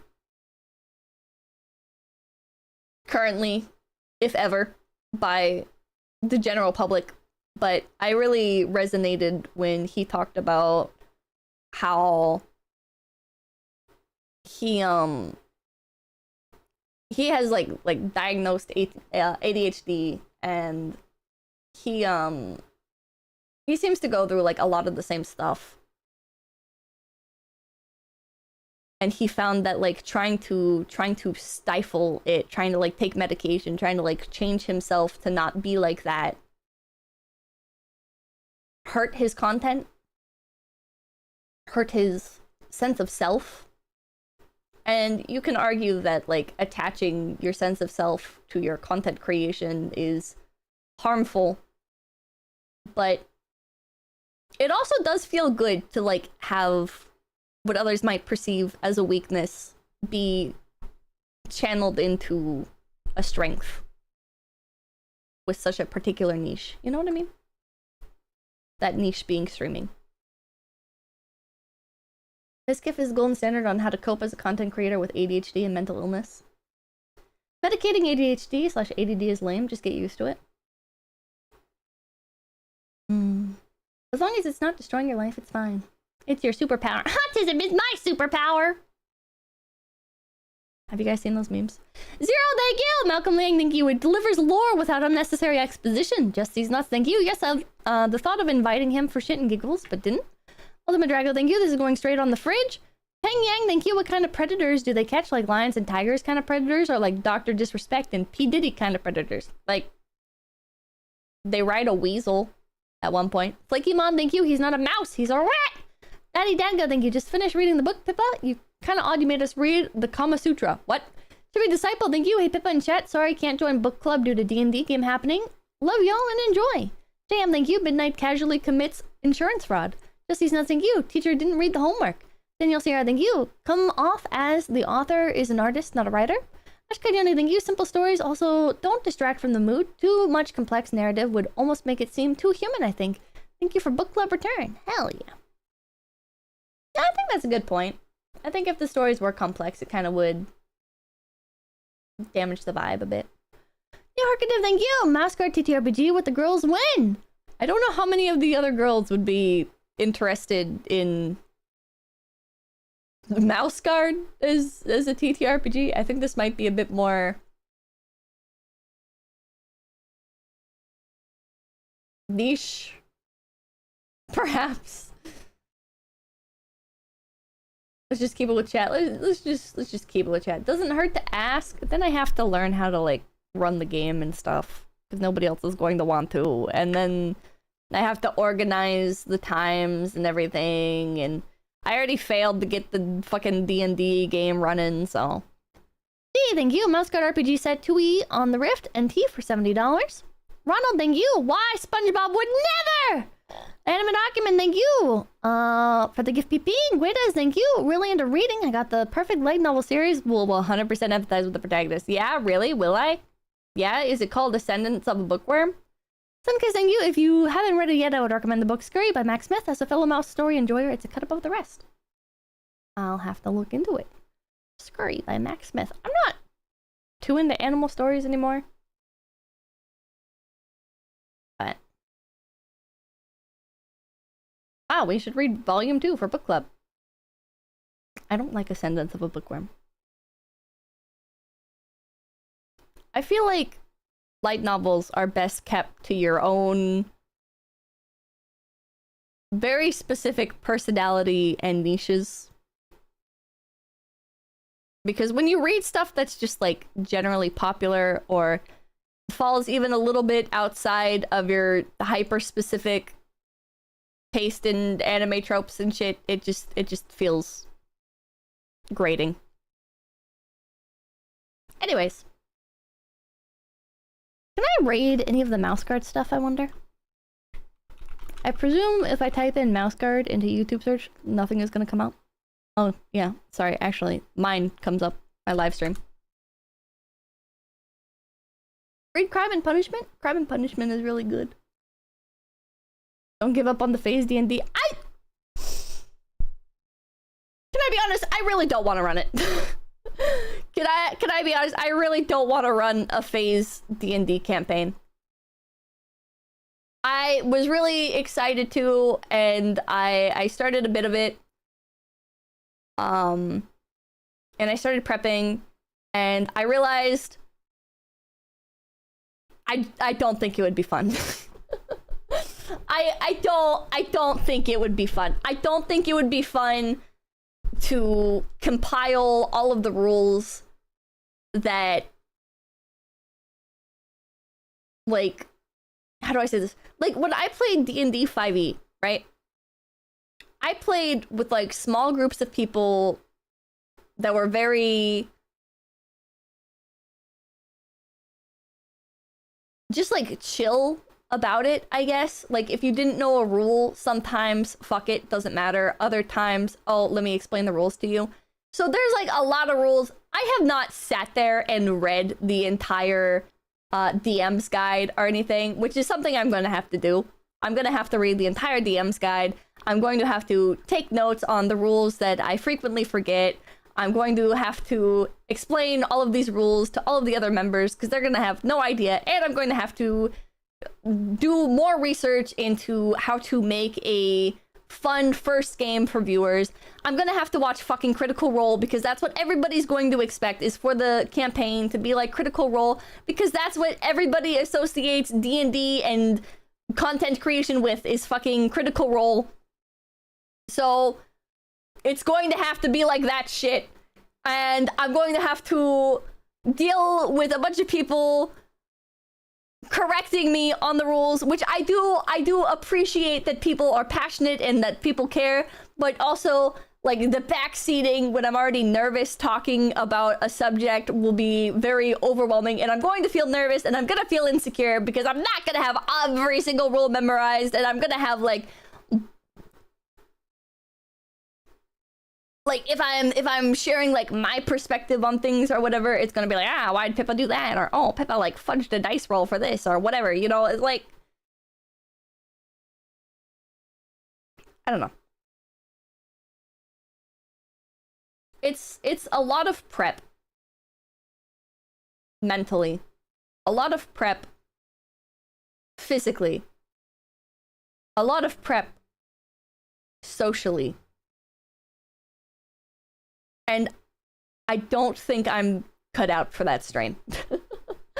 I've DM'd to a small group of people offline a homebrew campaign, and that was pretty intense. That was, granted, it was homebrew, so I was like writing the world and everything, but I can only imagine how much more stressful it will be wrangling a bunch of streamers, surviving the backseating in chat with it, the stress of wanting to make it not just a fun experience for the other girls, but also a good show for viewers. Because if it's not a good show for the viewers, then what's even the point, right? If it's not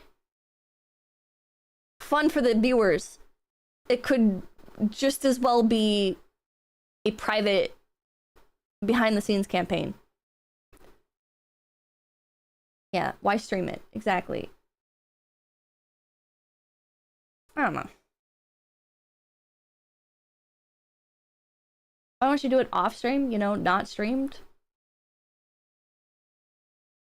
Because, like, not to sound cynical about it, but, like, what's the point of doing it off stream? If I was the kind of person that particularly enjoyed online campaigns, maybe it'd be worth it to have fun. I can have fun with the other members of FaZe Connect by playing a game that I think is fun to play online. Fellowship, again, see the previous point. It's like Mahjong. D&D isn't for everyone. I enjoy D&D, I just don't enjoy it online. I have played D&D online multiple times, and it's... honestly, I can't stay focused on it. I already struggle to stay focused playing physical in-person D&D, even though I enjoy it in person. Sitting there doing it online when you have like a world of distraction available to you, and people, like, especially like playing with new players who it's going to take them longer and you're gonna have to like walk them through more stuff, and I don't think I'm cut out for it yet. I don't think I'm cut out for it. And you could say, Pippa! Just quit being lazy, just do it. But it's just not gonna be fun, man. It's not gonna be fun. You enjoy DMing D&D. I've only done it for, I think technically 2 sessions. I don't remember if it was 1 or 2 sessions, but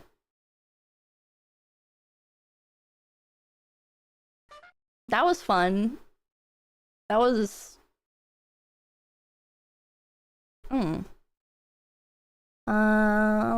the best badness, thank you. I'm tired just listening to it. I don't know. If you're not passionate about doing it, it's not gonna get done. True.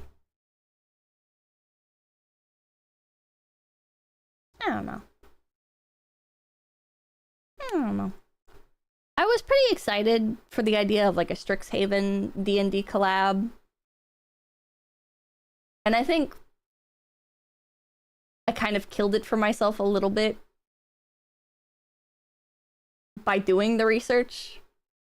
I think I got really excited about Strixhaven, and I should have just read the Strixhaven DM book and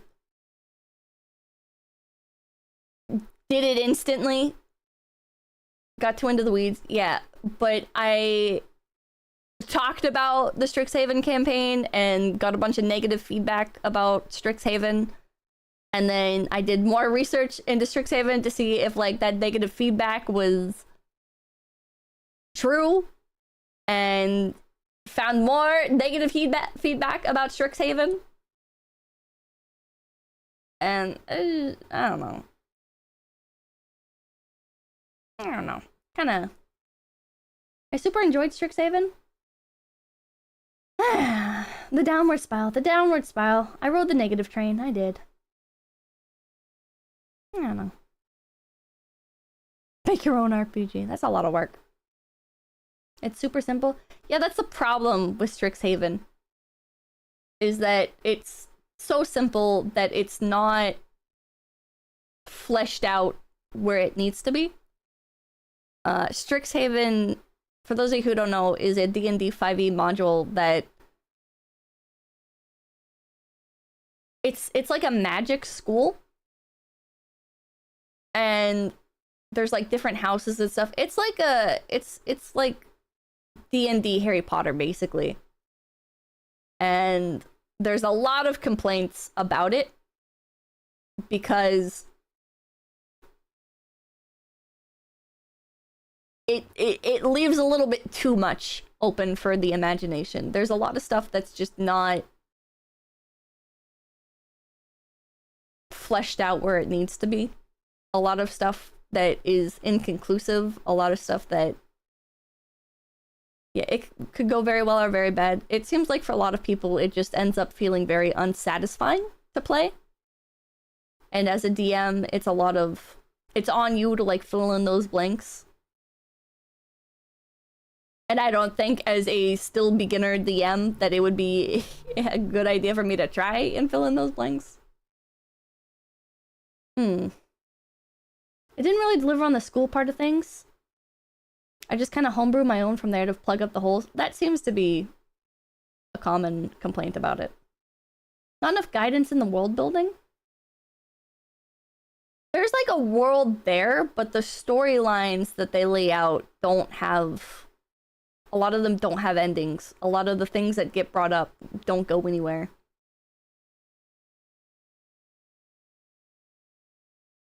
Have you considered getting an outside DM? That is easier said than done, because not everybody in Phase Connect is open to collabing with guys, and unsurprisingly, most 99% of DMs that are willing to DM for other people are guys. Nova Crusader, thank you. Would you consider a GM-less or solo play TTRPG? I have never played one of those. I've played solo board games before. Sometimes the fun is collaboratively building the world, but that can be stressful to newbies. Meh. Meh. Playing Forest Haven and Gloomhaven, fun tabletops. The publisher's here to shut down. Yeah. Tall, thank you. Phase made RPG. Nectar, thank you. Just play any other TRPG than D&D, and it doesn't need to be Critical Role. That is true. That is true. I still have to DM, but... Also, no matter what happens, people will enjoy it because they enjoy you and the other talents, no matter how good or bad it is. Bad collabs happen. Anyways, I'm gonna pick somebody to raid, or... Oh, here. Thank you guys so much for stopping by. My name's 𝐏𝐡𝐚𝐭, and I will see you tomorrow. 𝐂𝐡𝐚𝐭. Oh, not tomorrow. Today's Saturday. I will see you guys Tuesday. Different Saxon, thank you. Wish they expanded more on the stuff in the Fizbin's Treasury of Dragons. I left vague stuff about the older dragon types. I don't know anything about that. Thank you guys so much for that. Bye. 𝐂𝐡𝐚𝐭. Oh wait, actually one more little tangent. While I was researching for Strixhaven, I was researching all of the races so I could get up to date completely with like their lore, so that way like when other people were character building, I'd be able to help them more easily. And that's actually how I learned that Dragonborn are not born of dragons. They're actually a distinct race from dragons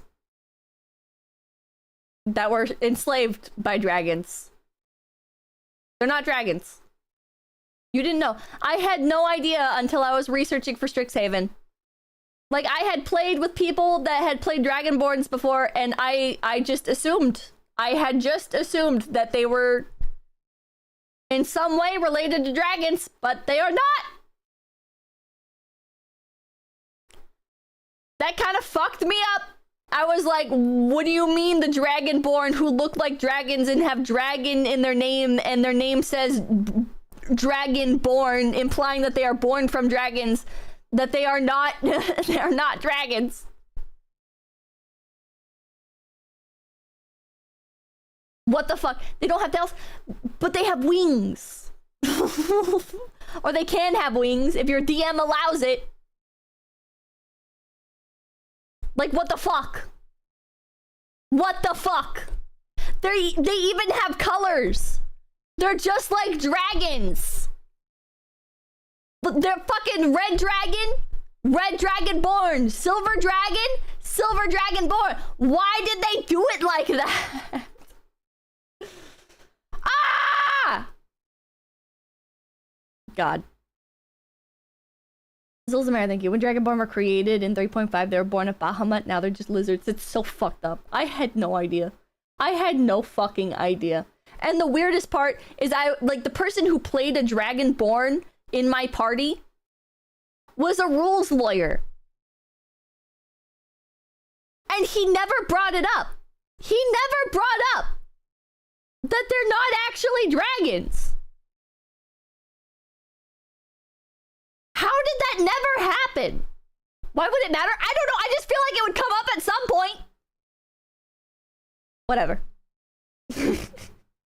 I made a turtle half dragon. The story was he's a baby turtle dragon. That's really cute.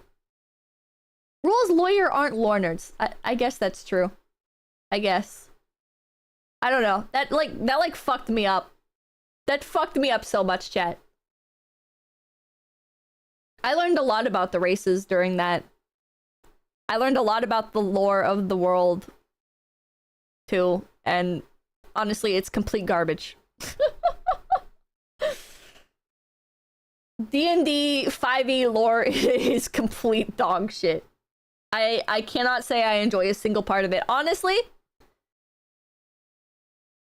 the lore of D&D 5e is not what you would assume it to be literally at all. You go into it thinking, oh, this is like medieval fantasy and there's like gods and stuff. It's not. It's not medieval fantasy with like gods and stuff. That's like what's there on the cover, and then you open it up and you're like, this is thinly veiled sci-fi.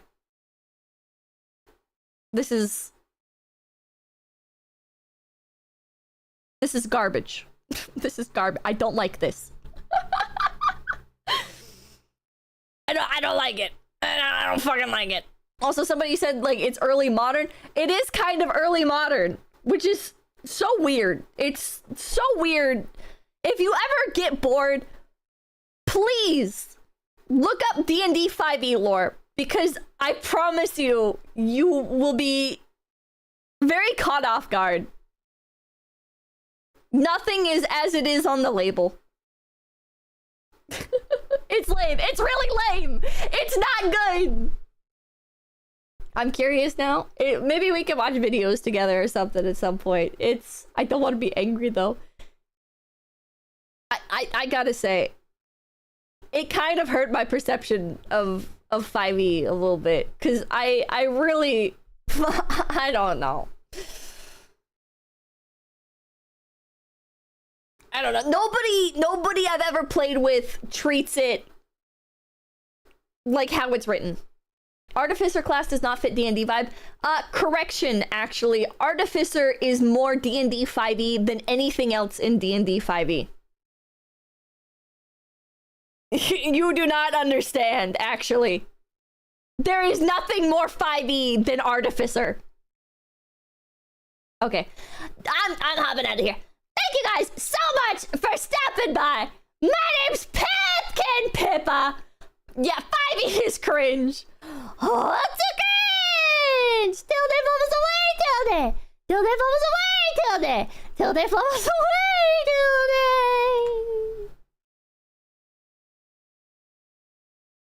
they. Till day fluffles away, till day fluffles away, till day. We hope you enjoyed your stay, Tuesday through Saturday. We'll see you again soon, a few hours past noon. Drinking, watching, reacting back.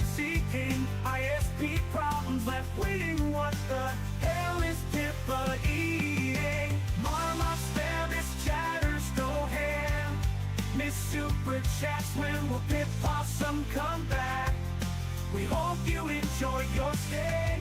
Your favorite streamers live. So today she'll be offline.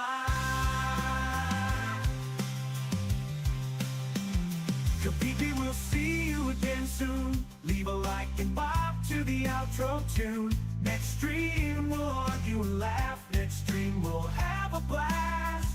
Stick around to see who pick-a-rates. Read the chat rules and say, hey dude, we'll stream again soon. Come back again. And remember us when you hit message send. Till they fluffles away, till they fluffles away, till they fluffles away, till they